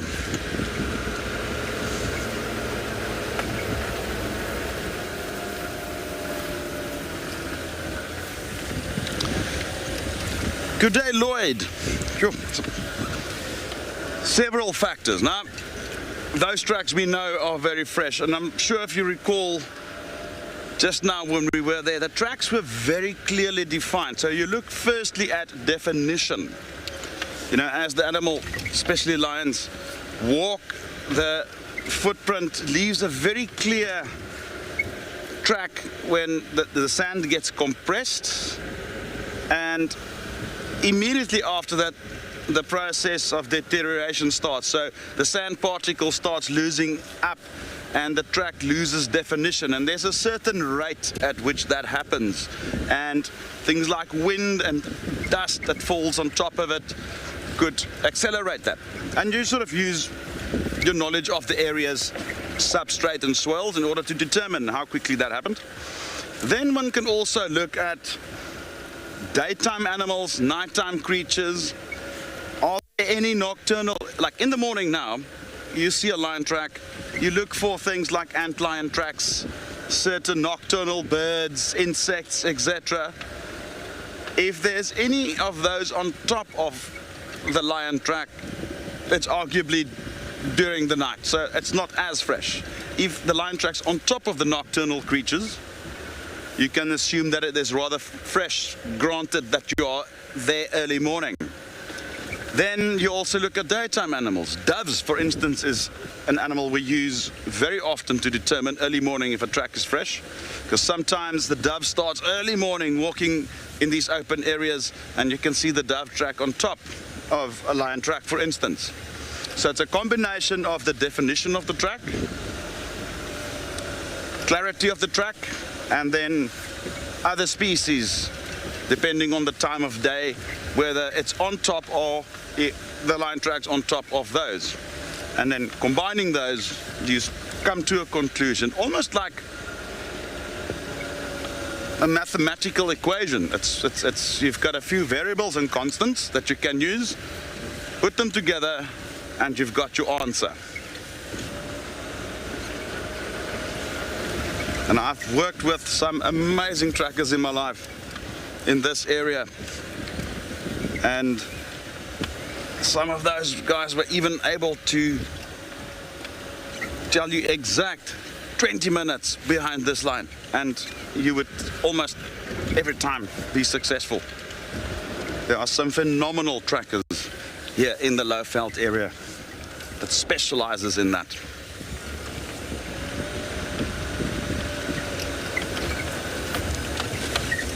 Right.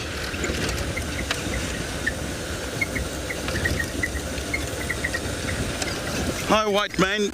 I counted 8. There might have been another one, but I counted 8 of them, of the Talamati. It's basically the lionesses with all those sub-adults, from what I could see. That same group that we saw on that zebra carcass last week. No adult male present. Well, dark mane, we don't know where he is. Nobody's spotted or heard him today.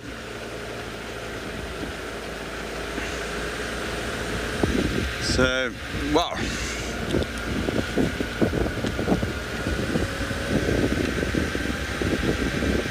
Such an amazing start. Now we're just gonna bumble around and take it easy. Gonna work the area where we lost Tlalamba. It is a rather big block, and there are 2 drainage line systems, so she could have taken any direction or lied down. Very thick terrain. I'm not gonna head in there on foot to try and see if I can find her. Might just cost me an arm and a leg. And we are now just north of where we lost her. And the drainage is right down below us. So we are just slowly driving. I'm looking for tracks. Darren is again on his little perch, and he's looking out ahead if he can't see her somewhere.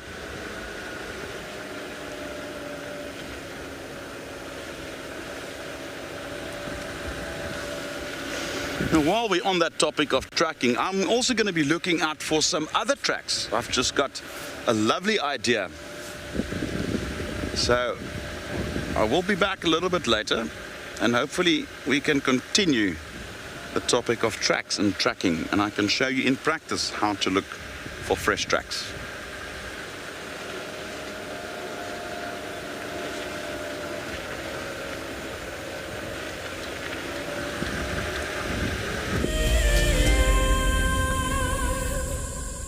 The Masai Mara in Kenya is an iconic wilderness filled with life. Its inspirational beauty has captivated our hearts on WildEarth for many years. While this season of the world's greatest migration has been missed, WildEarth is preparing a spectacular comeback in 2022. For the first time ever, WildEarth will be running expeditions to Kenya's Masai Mara throughout the 2022 migration season. Hosted by David Githu and Isaac Rotich, you could be a part of the team that shares the wildebeest migration with the world, live on WildEarth's daily safaris.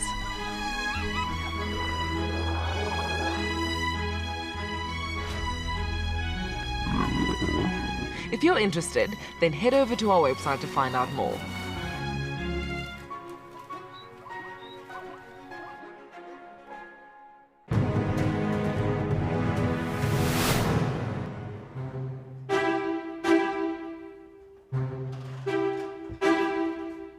Our competitors are in the room behind me right now for the birding challenge, where they have to look at pictures and identify the birds and then separately listen to bird calls and identify them. But it's not easy. This is going to be the toughest one.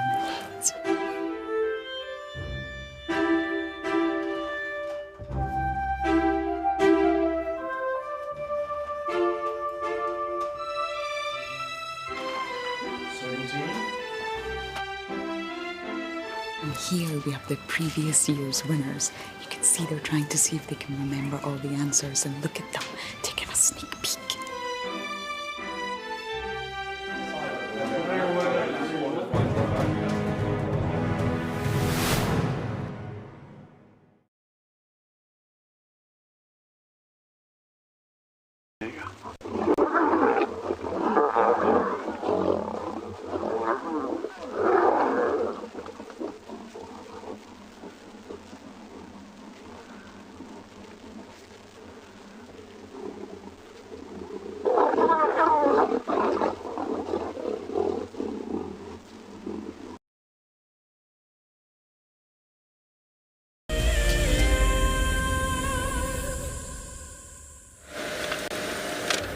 Now we're still trying to somewhat work the area where Salamba was, but I'm not full of confidence that we will, though, relocate her. We've had a brief but good sighting on her.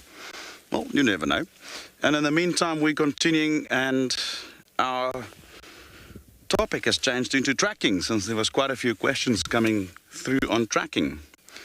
So we're going to just keep on looking, and I would like to not only focus on some of the high-profile animals, also look for some interesting little tracks that we can try and just bring out. It will just give you an idea of how different these species are different to each other, and how you can also use them to establish which families they belong to. There's certain structures to certain particular types of tracks. Well, let's continue and see if there is any track that we can analyze.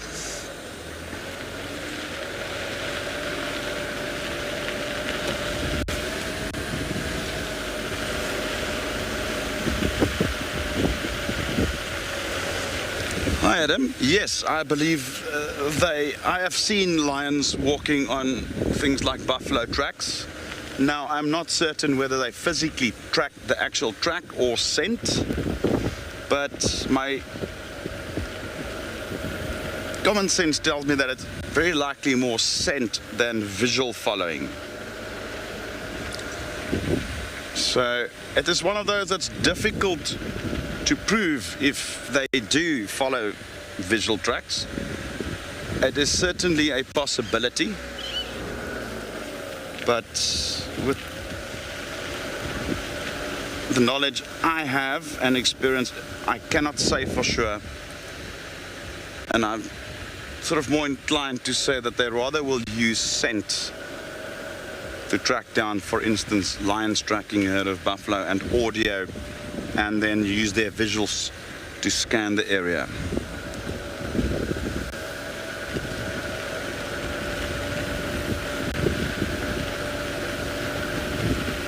It's one of those things that would be very difficult to research.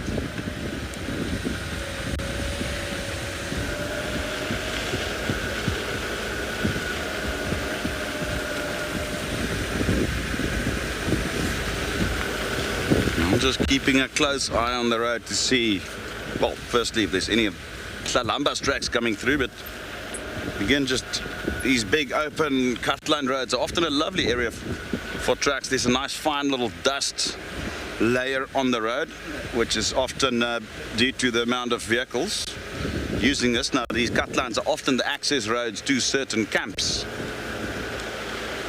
And you can often see a very clear imprint of tracks on it.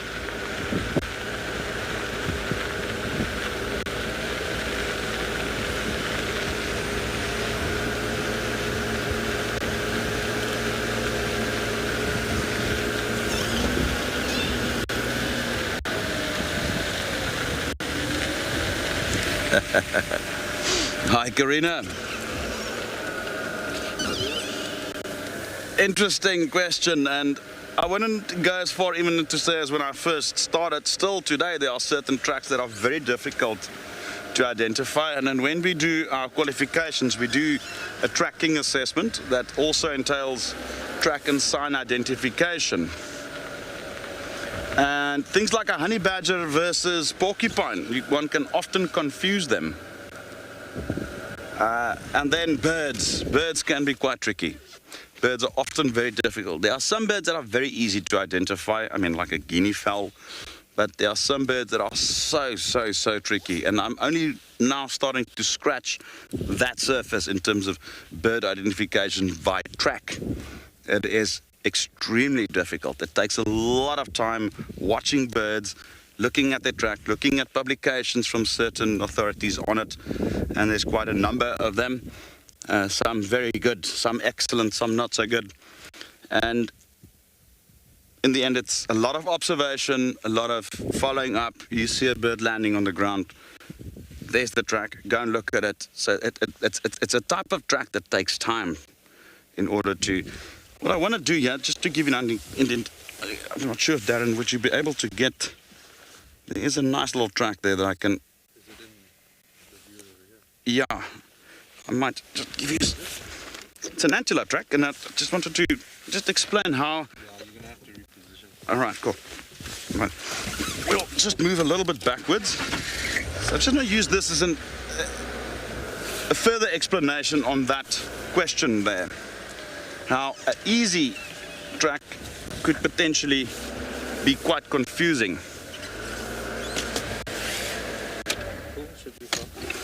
And... We're done. Correct, yes, we're just guiding Darren in here. Right, now, a very easy track, a little spear tip, hoofed animal, pointy. If you look at the size, very easy, that would be impala. But now look at this here. I'm going to circle it so you can clearly see. Now, normally if you see the one footprint on that, it would be an easy animal. But what's happened here, you can see there is the rear or hind foot, and there's a portion of the front foot there. It is a split hoof animal, but this can potentially confuse you. Now what's happened here is this particular antelope often does that. It's not the only one, but they'll step and then the hind foot will step on the front foot. Very typical of animals that lives in woodlands. Now this would be a track of a kudu. And this process we refer to as registering, where the hind foot steps on top. Now imagine if you're a kudu, you're walking in thick grass, bushes, there's leaves, so you want to make minimal disturbance in terms of noise. So your front foot puts down and you just put your hind foot exactly where it was because you already disturbed the grass or leaves there. So this would be a kudu, and that can potentially confuse new aspirant trackers because, like, what is that? Because often people try and figure out the track as a whole instead of analyzing the sequence. So there's the hind hoof and there's the front hoof. So typically the front hoof would actually extend somewhere like that, but you cannot see the entire hoof because of the hind foot registering onto the front hoof. So if I do get a kudu track by its own, I'll also show you how to identify kudu from other antelope. There is a little trick to do that. Well, we'll be heading over to JP at Pridelands to see what he's up to.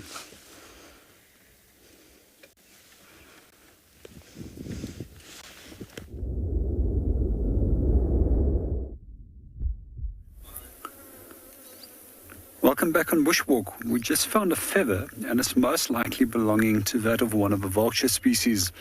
And I suspect this one belongs to a whiteback vulture, which is one of the most common species of vultures within the surrounding game reserves within this area. So the first thing that I normally do look at for when I'm looking at a feather is if it was naturally lost by the bird, or if a bird has been predated on. In this case, it's been naturally lost. The reason why, if it was predated on, and why I say that it's been naturally lost, is that this has not been broken off like if it's been clipped by a nail clipper, and there's no tears along this part of the shaft of the feather. We come back to the feather. It consists out of a complex protein, which is known as keratin, the same stuff as our hair and fingernails, and is what makes birds unique. The first feathers actually evolved some 150 million years ago and was found in the fossil finds of a bird known as Archaeopteryx lithographica. I find feathers also particularly interesting as they've got tiny little barbules or hooks that actually will connect them. And this is what happens is when the bird is actually preening, they will realign these little individual barbules so to keep the feather neat and tidy. The specific feather that we look at over here, this is one of the flight feathers, and they're generally darker in color. So most birds that are dependent on soaring has dark-tipped primaries and secondaries, and that will indicate a large amount of melanin. And feathers that has melanin is structurally stronger compared to feathers that are white in color. One of the things that I also find quite interesting is with vultures is that their primaries are slotted so that they can actually fan the primary feathers away from one another to create a bigger surface area to allow for better soaring. When you normally look up in the sky and you do see vultures soaring, they'll soar from one thermal to the next. And if you inspect with your binoculars, you'll see that they actually have those primary feathers fanned out. This is a way more energy efficient manner than having to flap. So it's also one of the reasons why we often find that vultures are grounded in the early parts of the morning when the temperatures are really cool, because there's no heat that is forming little thermals which they can use to glide from one thermal to the next. Well, we're going to go and see what else we can go and find. Let's go and see what Ali is up to.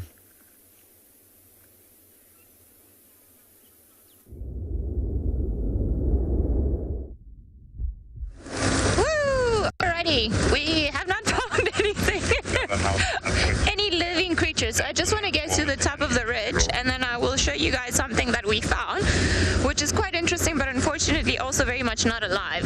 But let me just get all the way to the top here just to make sure that we have signal and no funny gremlins are going to come and attack us. It's been riding in the car with us for a while, but I forgot to show it to you earlier because we were trying to follow the tracks of the lions. I'm pretty sure there's still a lion somewhere down there, but so it is, I'm sorry for sensitive viewers, it is a little bit gruesome, but over here we've got a friend, which I'm really sorry to see dead, but it seems like it's a baby monitor lizard. So we actually found it on the road. I don't think it was squashed by anyone. What I actually think happened is this poor little guy actually died of a cold snap. As we know, reptiles are creatures that what's the word I'm looking for? Oh my goodness, I'm losing all my words. That they need the outside environment and they need the sun to actually warm up. So last night it was very warm throughout the night, and then all of a sudden this morning got very cold. So I think maybe that's possibly what could have killed this guy. But it's quite interesting to see. The details are very interesting. You see there's actually barely nothing. The tail seems to be broken here, and there's not a lot in here. So it's potentially also didn't have a lot to eat, so it could also be what happened to this guy. Could also, in a way, maybe he found or bumped into the lions and then the lions decided to play with it, because it was just next to the lion tracks. But I would imagine if a lion had grabbed it, you would see some claw marks or anything around here. So there's actually, even if I turn it around so we can see the other side, It hasn't been stepped on anything, so this is why, or there are no visible bite marks anywhere, so this is why I think perhaps the cold snap got to it, which is really sad because they are very beautiful creatures. And it's quite funny, I think this is the smallest one I've seen, and it's about the size of my hand, so if I put my hand next to it, you guys will be able to see just how little it is. So it's actually quite small, but then they can get, I'm going to say maybe 50 times the size of this as they grow in their lifetime. So they become quite bigger. And I know there's one or actually two in the little ones that are seen close to, or actually at Gowrie Dam. And I wonder if this one actually didn't come from there. It's really sad. You can feel all the scales, or you can see all the scales around it. We get two different types of monitor lizards around the area. We get the water monitor lizard, which is the one that you would see at the dam, and it's got a little more yellow all around it. And then we get the rock monitor, which I suspect this is the one, because it doesn't have so many of the yellow pigments all around here. Sorry for the close-up of my finger around here. Oh, shame. I'm just going to try and move it around here. Yep, nothing much around there. Shame, little guy, but you see, so I'm trying not to hurt it, not that I can hurt it because it's not alive, but you can also see back here just this very powerful little claws that they've got around here. And the claws are obviously quite important for when they're climbing or when they're digging, but in the case of monitor lizards, it's actually their jaw, perhaps their bite, their strongest asset. I've heard a few stories of rangers and trackers and people just out in the bush trying to be brave and grabbing monitor lizards, and then when they bite, they're very well known for not letting go. So let me just show you guys the mouth around here. So it's quite a big head in comparison, and like I said, they're good to bite and then they normally just don't let go. And a lot of people are actually very scared of catching them, which is a good thing because they are very powerful creatures, even though if they start in a small shape like this one. Shame. Very sad about it. I think we're just going to leave it out in the bush. Perhaps it'll be a nice meal for a battalier or a Wahlbergs, or who knows, maybe even a caracal. So I have a caracal feeling in life at the moment. Alrighty, let's get you back to where you belong, little guy.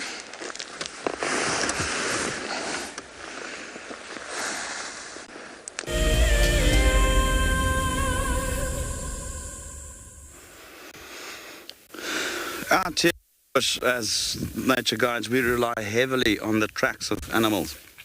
And it's like the newspaper of the bush. Now, I'm going to just take some time to just show you the different tracks one can look at for one animal. Now, just look at this track over here. Definitely 1, 2, very clear, huge tracks here. And let's count 1, 2, 3, 4 toes. And there's a heel. So what animal out here would have 4 toes that are quite enormous? Another clue that we have is back there. One can see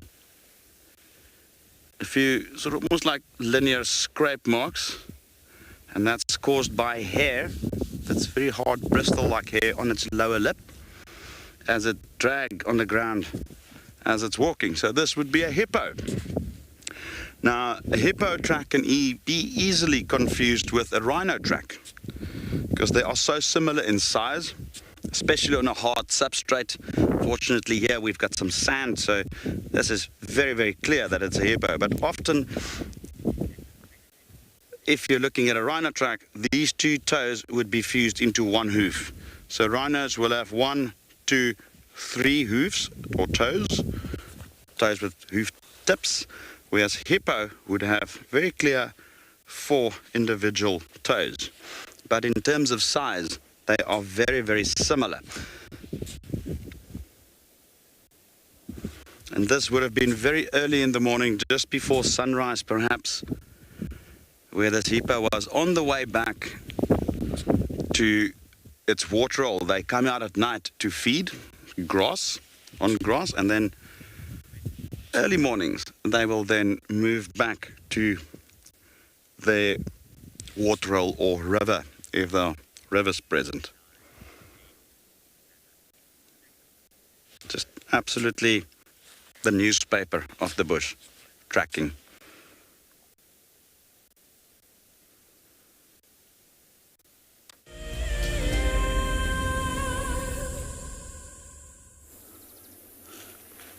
Welcome back on Bushwalk. We are at the moment looking at two very distinct field signs over here, which belongs to that of buffalo. However, if you are in an area on a farm, it looks identical to that of a farmyard animal, and it reminds me of a story a few years ago where friends of mine who had cows was told by the cattle herder that there's a buffalo in between the cows. At first, they didn't believe it, and this animal went undetected between the cows for quite a long time because you can't separate the dung as well as the track from that of a domesticated cow. So I just want to point out this is the front hoof over here, much more rounded compared to that of the hind foot over here, which is slightly more elongated. Typical of even-toed animals, it's got a split in between the hoof right over here. So if we look at the dung, as already mentioned, it does look like that of a domesticated cow. We also break it open, and we can sometimes just feel the temperature on the inside. This is already cold, which means this was done in the early parts of this morning, and we know that it has been icy cold morning. If it was warm, then we know that it's worthwhile actually following up on. So the tracks over here is south.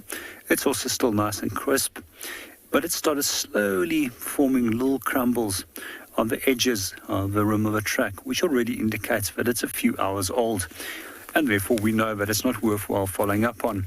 This morning we started our drive with some buffalo, and we looked at and we were busy looking at a big herd of buffalo that we found. Eventually we did determine that it was a breeding herd and not a bachelor herd, which consists out of all males. In this case, we've noticed this bull walking around here on a regular basis, and he tends to always be on his own. He's probably one of the last members of a bachelor herd, and quite often individuals within the bachelor herds get picked off one after the other. And as mentioned earlier this morning, lions are generally the main culprits in going for these large, big buffalo bulls.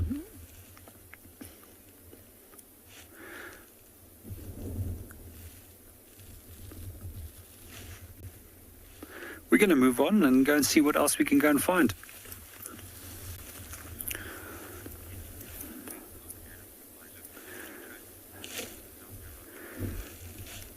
Good morning, Dr. Rocky Balboa. Just to answer your question with regards to the weight, and can we determine how heavy an animal is based on looking at the track? Unfortunately, no. We cannot determine the specific weight of the animal by looking at the track itself.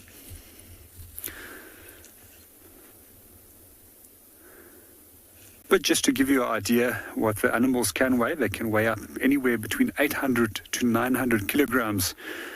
So the individuals in South Africa is more often around by 800 kilograms, while those in East Africa can get up to some 900 kilograms in weight.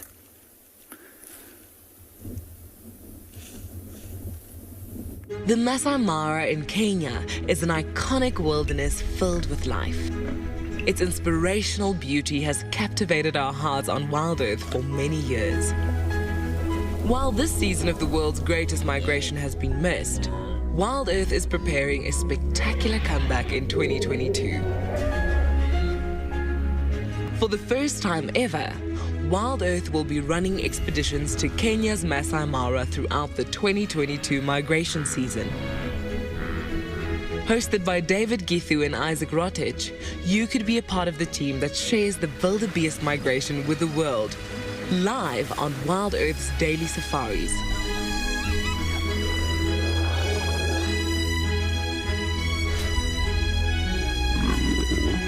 If you're interested, then head over to our website to find out more.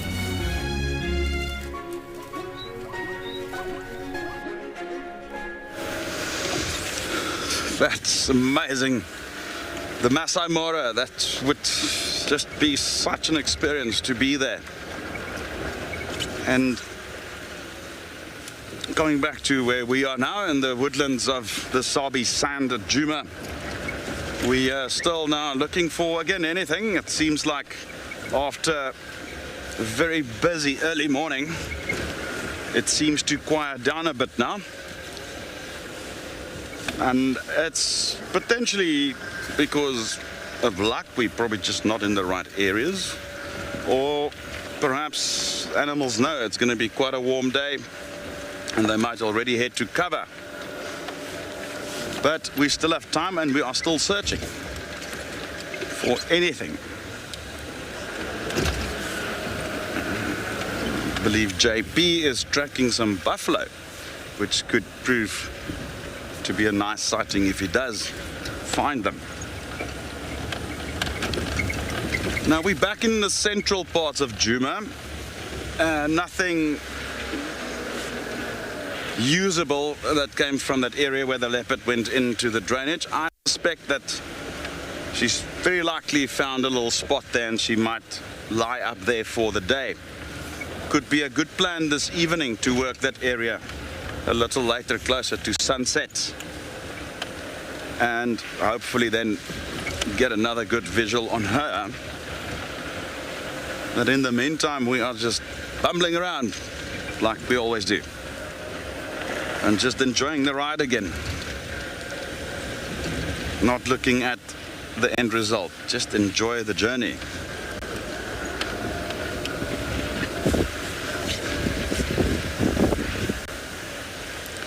Good morning, Luke. Yes, indeed. It's not common, but I personally witnessed a large male leopard take down a buffalo calf. In fact, I've seen this in 2 different reserves. Well, actually 2 different places, but within the same area. I remember in the Phinda Game Reserve, we used to have a huge male leopard there. That's a long time ago. He is, in all likeliness, not alive anymore. Such a funny name. We called him Batman. He just had these very dark sort of rings around his eyes and like funny pointy like ears, and we came up with this name Batman, and that stuck for a while. Now, Batman was a big male leopard, and we saw him once take down a baby buffalo from a herd like we saw yesterday. The whole buffalo herd then turned on him, but he has inflicted enough damage already for the buffalo calf to die. He ran up into a marula tree. Buffaloes stayed around for about 20 minutes trying to somehow flush him out. They were furious. And as they moved off, he just moved back to his prize and started to consume it. So it's been recorded. I would say a female leopard, it will be a bit of a hard call for a female leopard to take down a buffalo, even a buffalo calf. But like I mentioned, I have seen a male leopard do this before. I have also have some colleagues from other places who's also had sightings where very large male leopards have indeed taken young buffalo. I've even had a male leopard take down a young giraffe. I did not witness the entire chase, anything. We just got there when he was still suffocating it. So I'm not sure how that leopard did it. And again, that is very, very big prey for a leopard to try and take a giraffe. One thing that they don't often target is zebra. I've seen zebra being very aggressive towards leopards, and I suppose maybe foals could potentially fall prey. That's just in my experience. I've not seen them do that. It would be great if some of the viewers have seen it somewhere and can comment, but I have not. Well, we'll just continue. We're now heading into more open areas just to see what that brings up.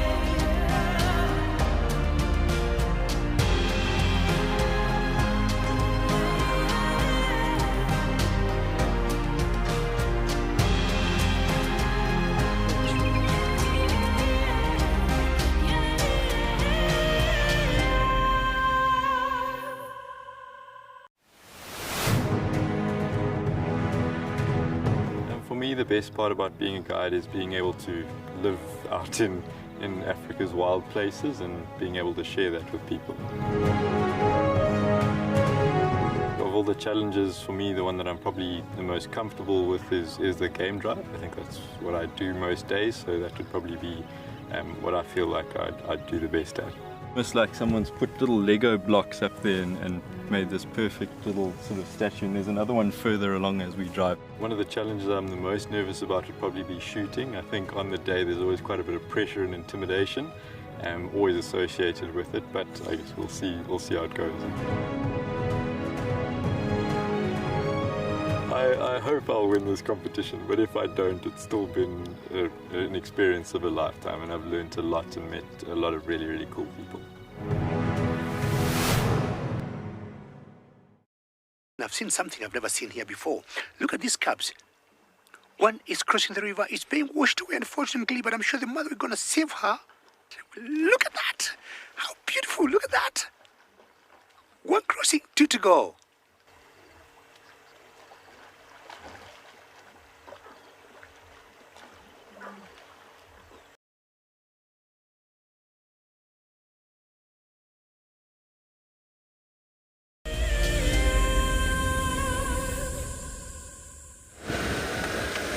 I'm still trying to find any interesting tracks as well as animals, and nothing really that suits my theme yet.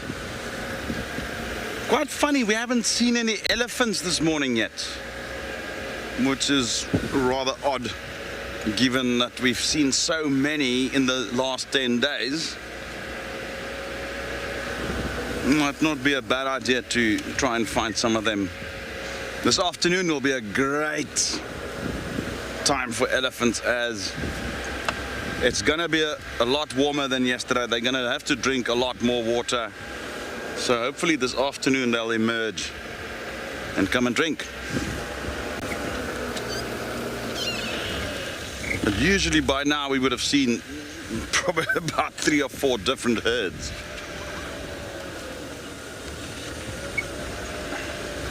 And there's some sign around. There's tracks, so they definitely have not left the area.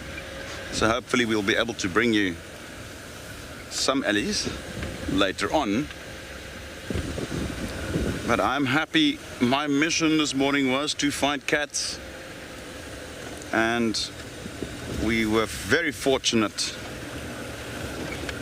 to have found both our large cat species.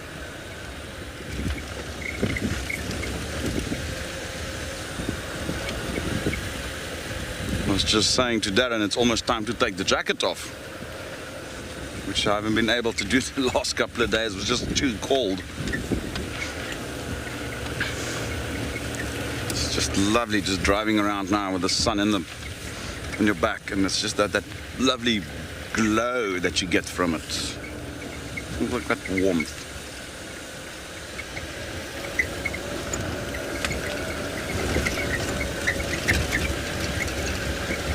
But other than that, it's unusually quiet this morning.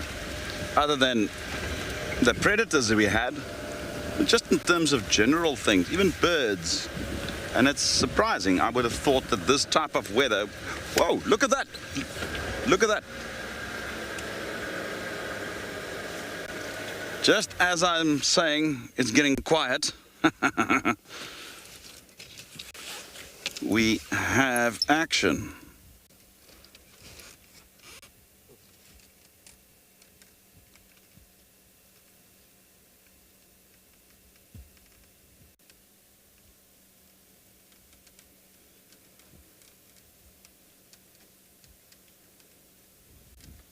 It appears to be a solitary old buffalo bull, old Dugger boy as we call them.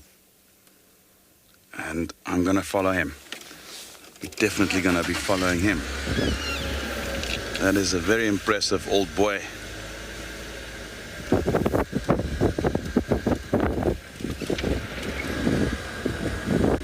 He's lost his tail.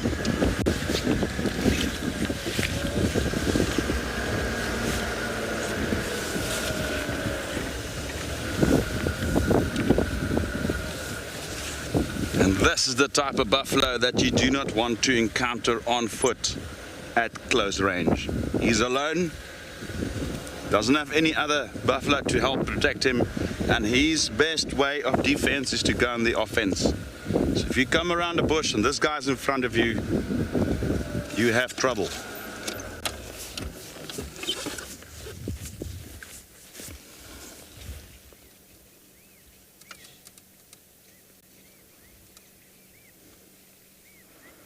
Just imagine the stories he would be able to tell.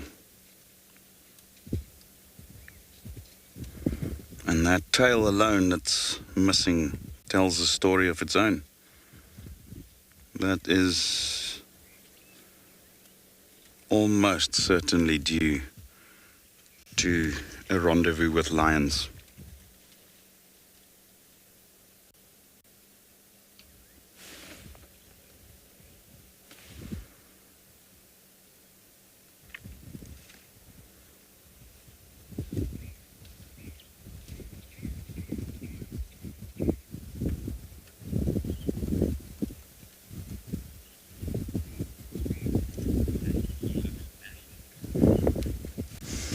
Everybody's commenting on how massive he is.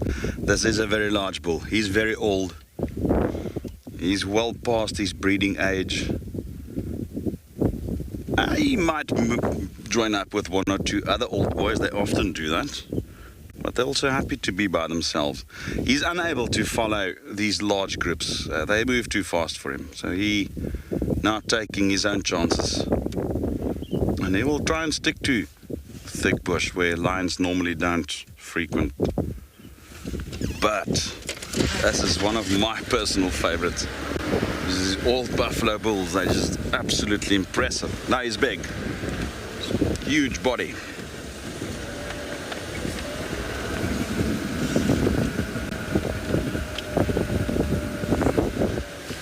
John, why does it look like his hair is shedding? Hi, John. Old buffaloes often have a number of skin conditions.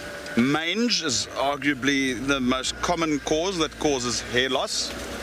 But it comes with age, and as well as the way that they try and regulate their temperature, especially on hot days. They would go and roll in mud in order to trap ticks, and that mud will dry and they'll rub it off. And then often a lot of the hair will then come off with it. Now when they're younger, those might just regrow. Especially older buffaloes, the hair doesn't grow back. But it's also being complicated by skin conditions, parasites, the likes of mange, which is caused by mites, microscopic mites, Sarcoptes mites.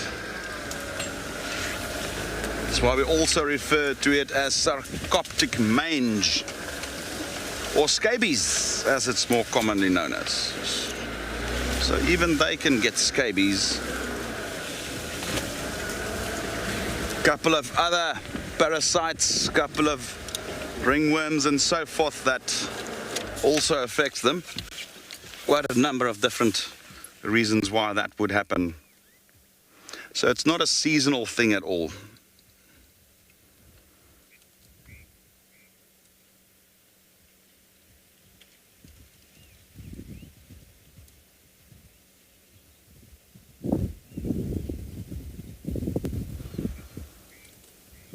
Now he's heading into a relatively thick area, and you can just see the foliage cover there. So as soon as we lose visual of him totally, we'll just leave the old man to go and do his thing here.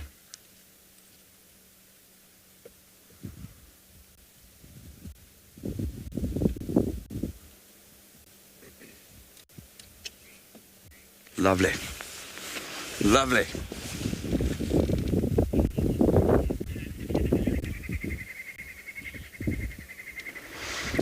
Hi, Vidi. That tail is very likely to have been caused by lions. Now, when crocodiles grab them, it will often be frontal, usually when they drink.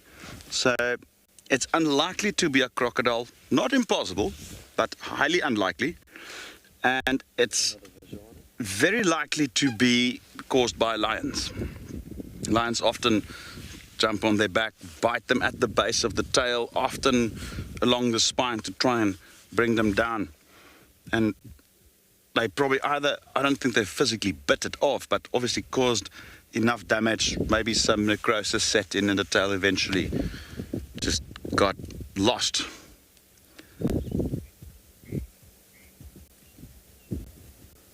Now, the only handicap that will bring him now is he will just not be able to deal with flies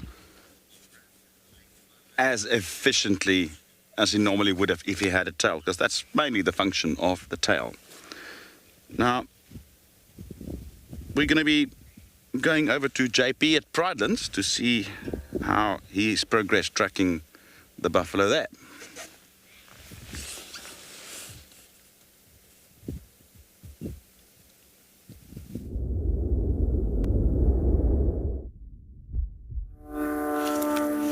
Welcome back to Bushwalk. At the moment we are having a look at a number of harvester ants that are bringing little food particles back. Here we can see one of them that's carrying actually a little piece of grass seed with him. What I do find quite admirable about these little ants is how hard working they are. Sometimes we'll see lines of hundreds of them making their way to and from areas where they've discovered a food source and taking that back to their little nest that's underneath the ground. And what they do is they store all these grass seeds in a granary that's built underneath the ground. And the granary is specifically designed to keep those grass seeds dry and preventing them from germinating so that they can use them for a food source on a later stage. We also quite often find that when these little guys are cleaning out their nest, especially close by to when it's going to rain, that they form large crater-like structures around the nest entrance to prevent water from falling into it.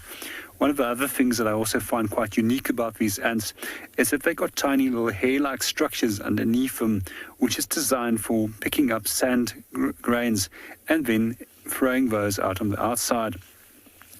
And some of these are also dwindling very close to this little antlion pit over here. They have to actually be quite careful because antlion larvae is one of the main predators of ants. And if an ant does fall into this little conical pit, it will slide in and it won't be able to get out. And if it does attempt to get out, the antlion larvae will also flick sand up onto the ant to make him slide back. And then you'll grab him with the two pincher-like structures and basically suck out the fluids from the ant and discard the empty exoskeleton of that ant that will not be consumed. What I do find quite fascinating is that harvester ants and all ant species are incredibly good when it comes to smelling. But the antlion larvae has got another trick up his sleeve, and that is that he's scentless. And even when it comes to waste products that they produce, they'll only produce waste when they are shedding their skin. This little ant is right over here on the edge of a pit. Okay, now he's going to make his way out there, so he's safe. I was almost thought he's going to fall in.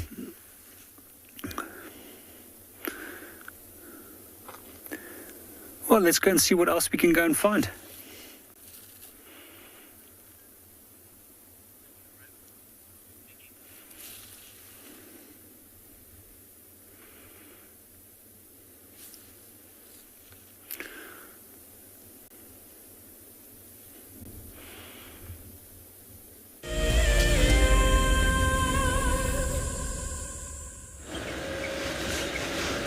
JP's moving on and he's going to go and see what else he can find, and we're doing the same. We've had some good luck now with that buffalo as we were just driving around, and bang, there he was.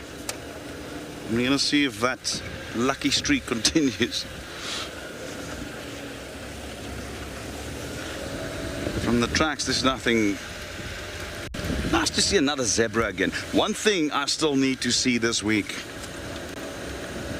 is a bushbuck. That's something I have not seen. Well, I've seen them outside of showtime, but I would like to see one with you. Where about?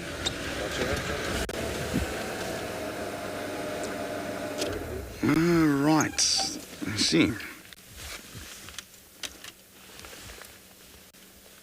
I'm going to give this one to the audience. Send us your answer to #WildEarth. Okay, he's gone now. Oh, there we go. At FC. If you're on YouTube at the moment, or just leave a comment. Leave a comment on the live broadcast. I'd like to know what bird this is.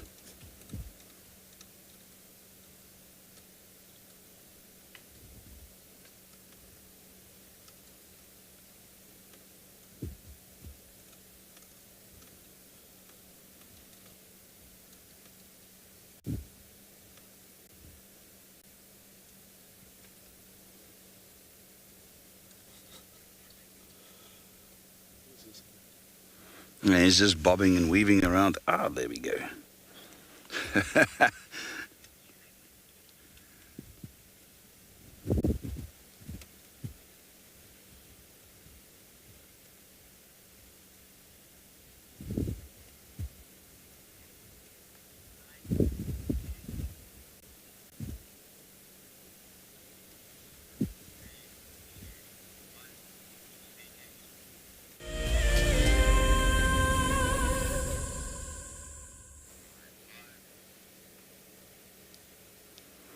I managed to regain visual of him. Or her. Don't really know. This particular species, there's a very little dimorphism between the two sexes. Question again, what bird is this? Anybody can identify it. Unfortunately, there is no prize to win.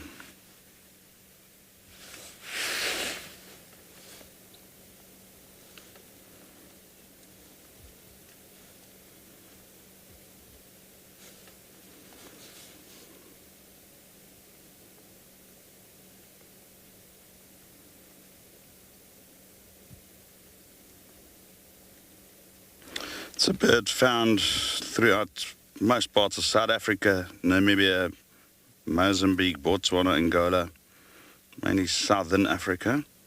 And then there's a separate population in East Africa, which some taxonomists placed in a different species.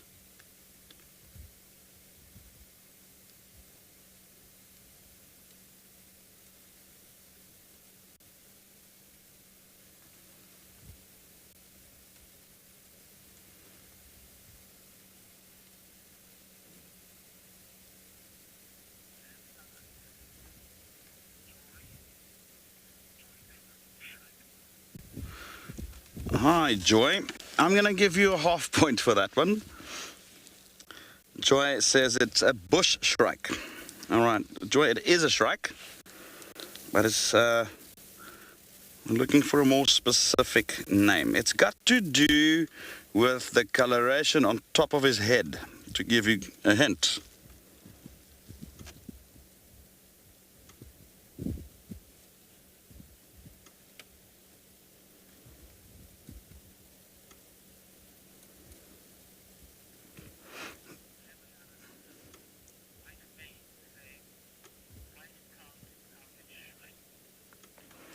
Hi there, White Mane. He says it's a white-crowned helmet shrike. That's, I will probably say 3/4 right. So it's not a helmet shrike. It is just a general shrike. But the white is in the right direction. The white helmet shrike is not entirely correct.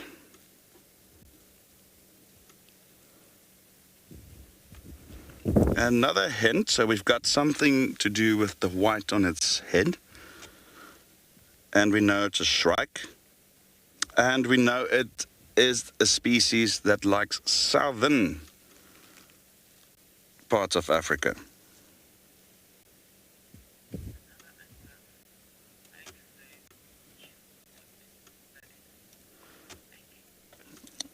Again, spot batters is also not correct.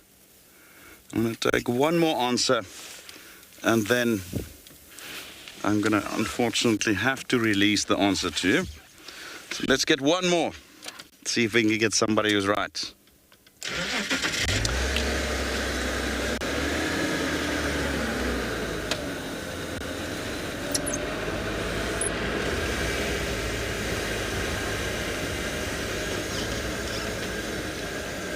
Good day, James. You are our prize winner today.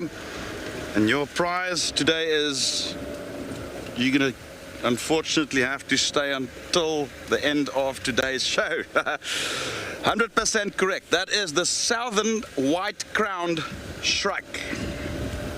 100% correct. All the others were very, very close. And remember, this is all just part of the entertainment.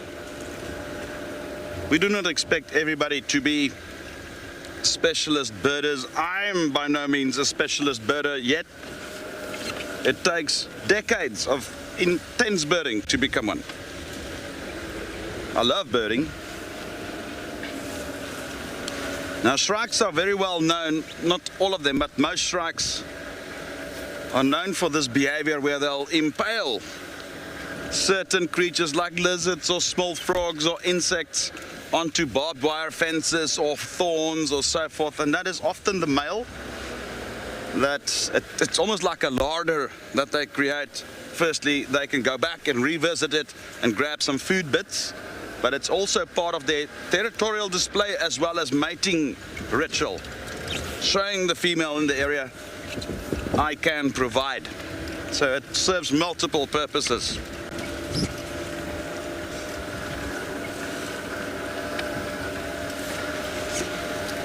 So you have the southern white-crowned shrike and the northern white-crowned shrike.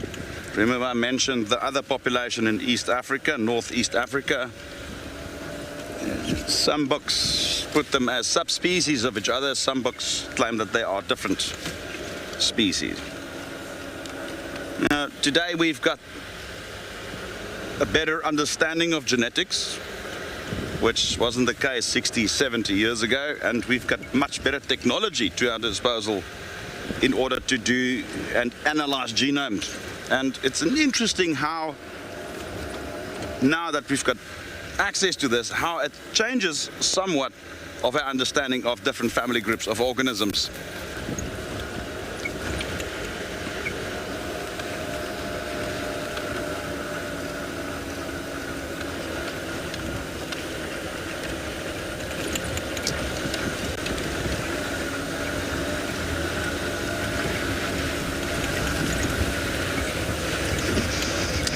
Afternoon, Mark. The area that I struggled with a lot was we started going into bacteria and fungi and so forth. There was a whole lot of terms that I didn't understand, and it was quite a hard time to understand all those little terms, especially when it went into microbiology and so forth. It's not something we would often use in a guided experience scenario. It would be something, if ever presented with an opportunity to discuss it, or maybe we see it, we bring it up. So it's not something we normally use. So I must say also, geology initially was, I don't know, even though it's one of my strong points at the moment, geology seemed to have been a topic initially that I struggled with. Since I did not have geography at school, I had to learn everything from scratch. And when you have geography as a subject late in your school years, a lot of the geology is covered already. So that basis I never had. I had to physically relearn everything when I went to the guiding academy where I did my training. Funny enough, nowadays geology is one of my strongest aspects, because I firmly believe that everything starts with the geology of an area. Think about it.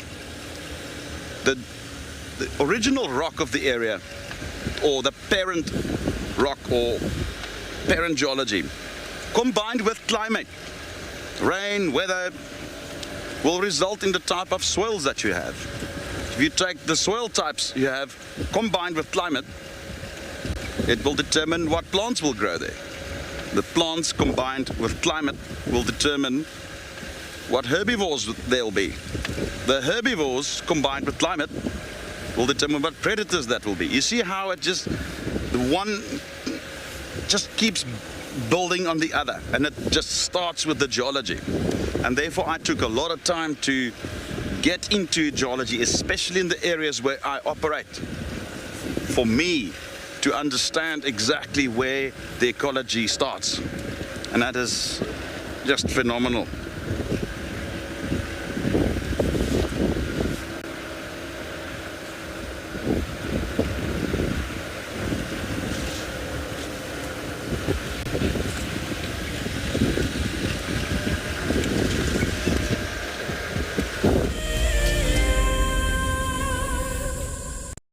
Every year in August, South Africa marks Women's Month. WildEarth would like to acknowledge and thank all the amazing females who have worked tirelessly to share our nature with the world. We're gonna have to just wait, okay? She's gonna come out there just on my right-hand side, and she can see these impala. Now you've got to inhale it. It burns. I don't know if it's supposed to work instantly. Go, girl, go. Get her. Get her, girl. Get her. I'm so looking forward to following her story in the future. I'm really hoping there's two. I'm really hoping there's two. But you know, even if there's one, oh my goodness, everyone. And I get to share it with you. Isn't that extra special? I get to experience it and show it to everyone.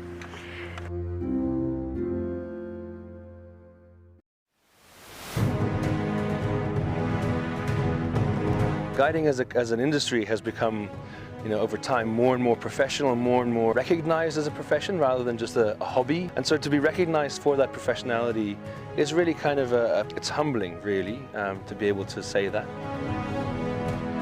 It's definitely birding is the thing that I feel most comfortable with in terms of categories that we have here. At least comfortable. I mean, you never know how you're going to shoot on a particular day. You can have a good day where you blast everything as you need to, in terms of the targets, and then you can have a shocker where you just, miss a single shot here or there, and that's basically the end of your day.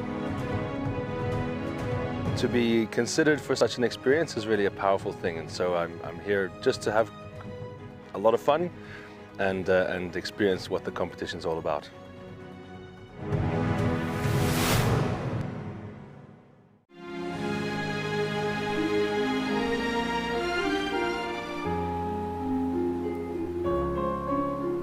You are cheeky. That was a brave decision. Amber Eyes is... Oh. That is so magic. That was absolutely wonderful. Amber Eyes just gave that cub an enormous hug. Expect the unexpected here on WildEarth daily.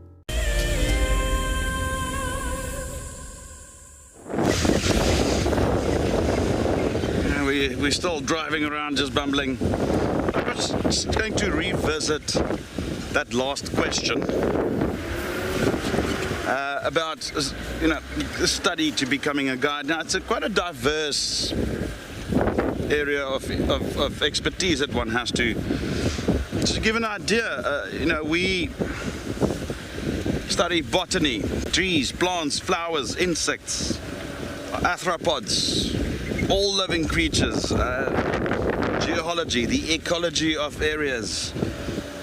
And then there's also a huge practical element involved as well, especially if you're a guide then who wishes to operate on foot as well. There's further experience and qualifications and mentorship that comes in. So it takes quite a while to train fully. Most guiding schools usually do anything from 6 weeks to 1 year courses, depending on the level of qualifications they offer, and some very good guiding schools in South Africa. And then it's a matter of finding employment and hopefully an employer who's willing to also then further develop you as a guide. And it's a progressive thing, and I guess it's very much the same as in any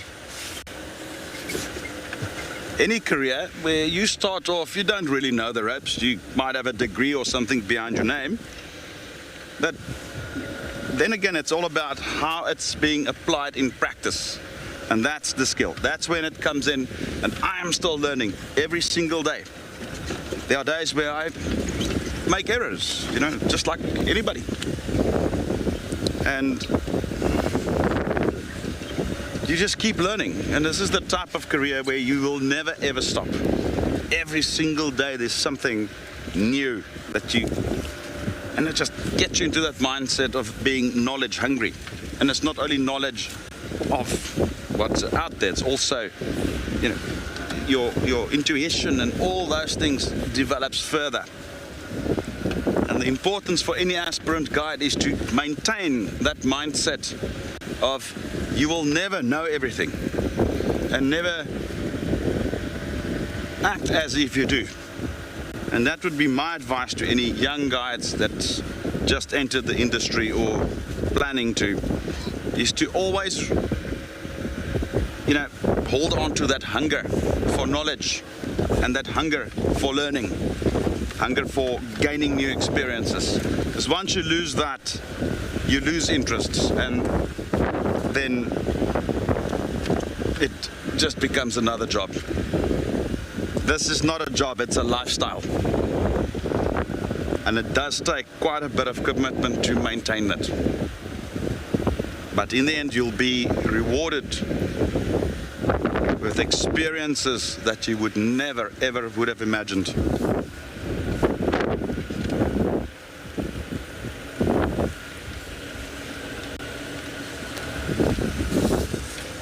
Some lion tracks here.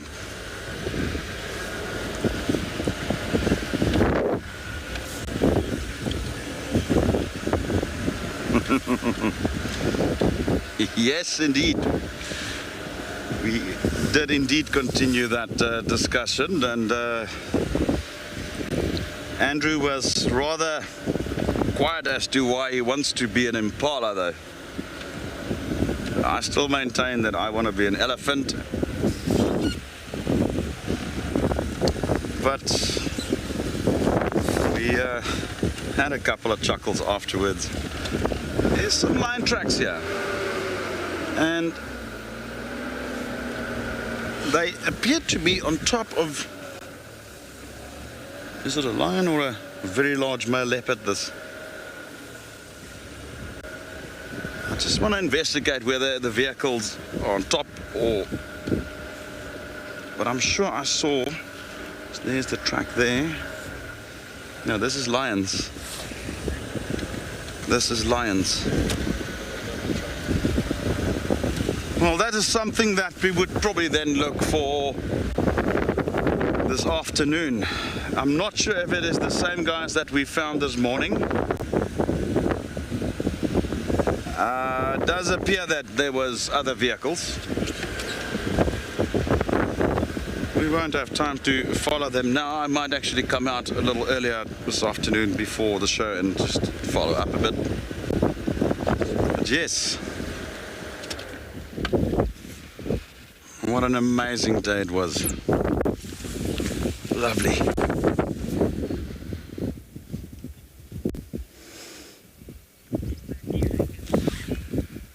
And it's just how it goes. The one day you will drive the place to pieces and not find anything. Next morning you wake up and there's a leopard right on the road. And that's how it goes. It varies, and that's very stimulating. Keeps it real. So please join us again this afternoon for your own live safari into the African wild.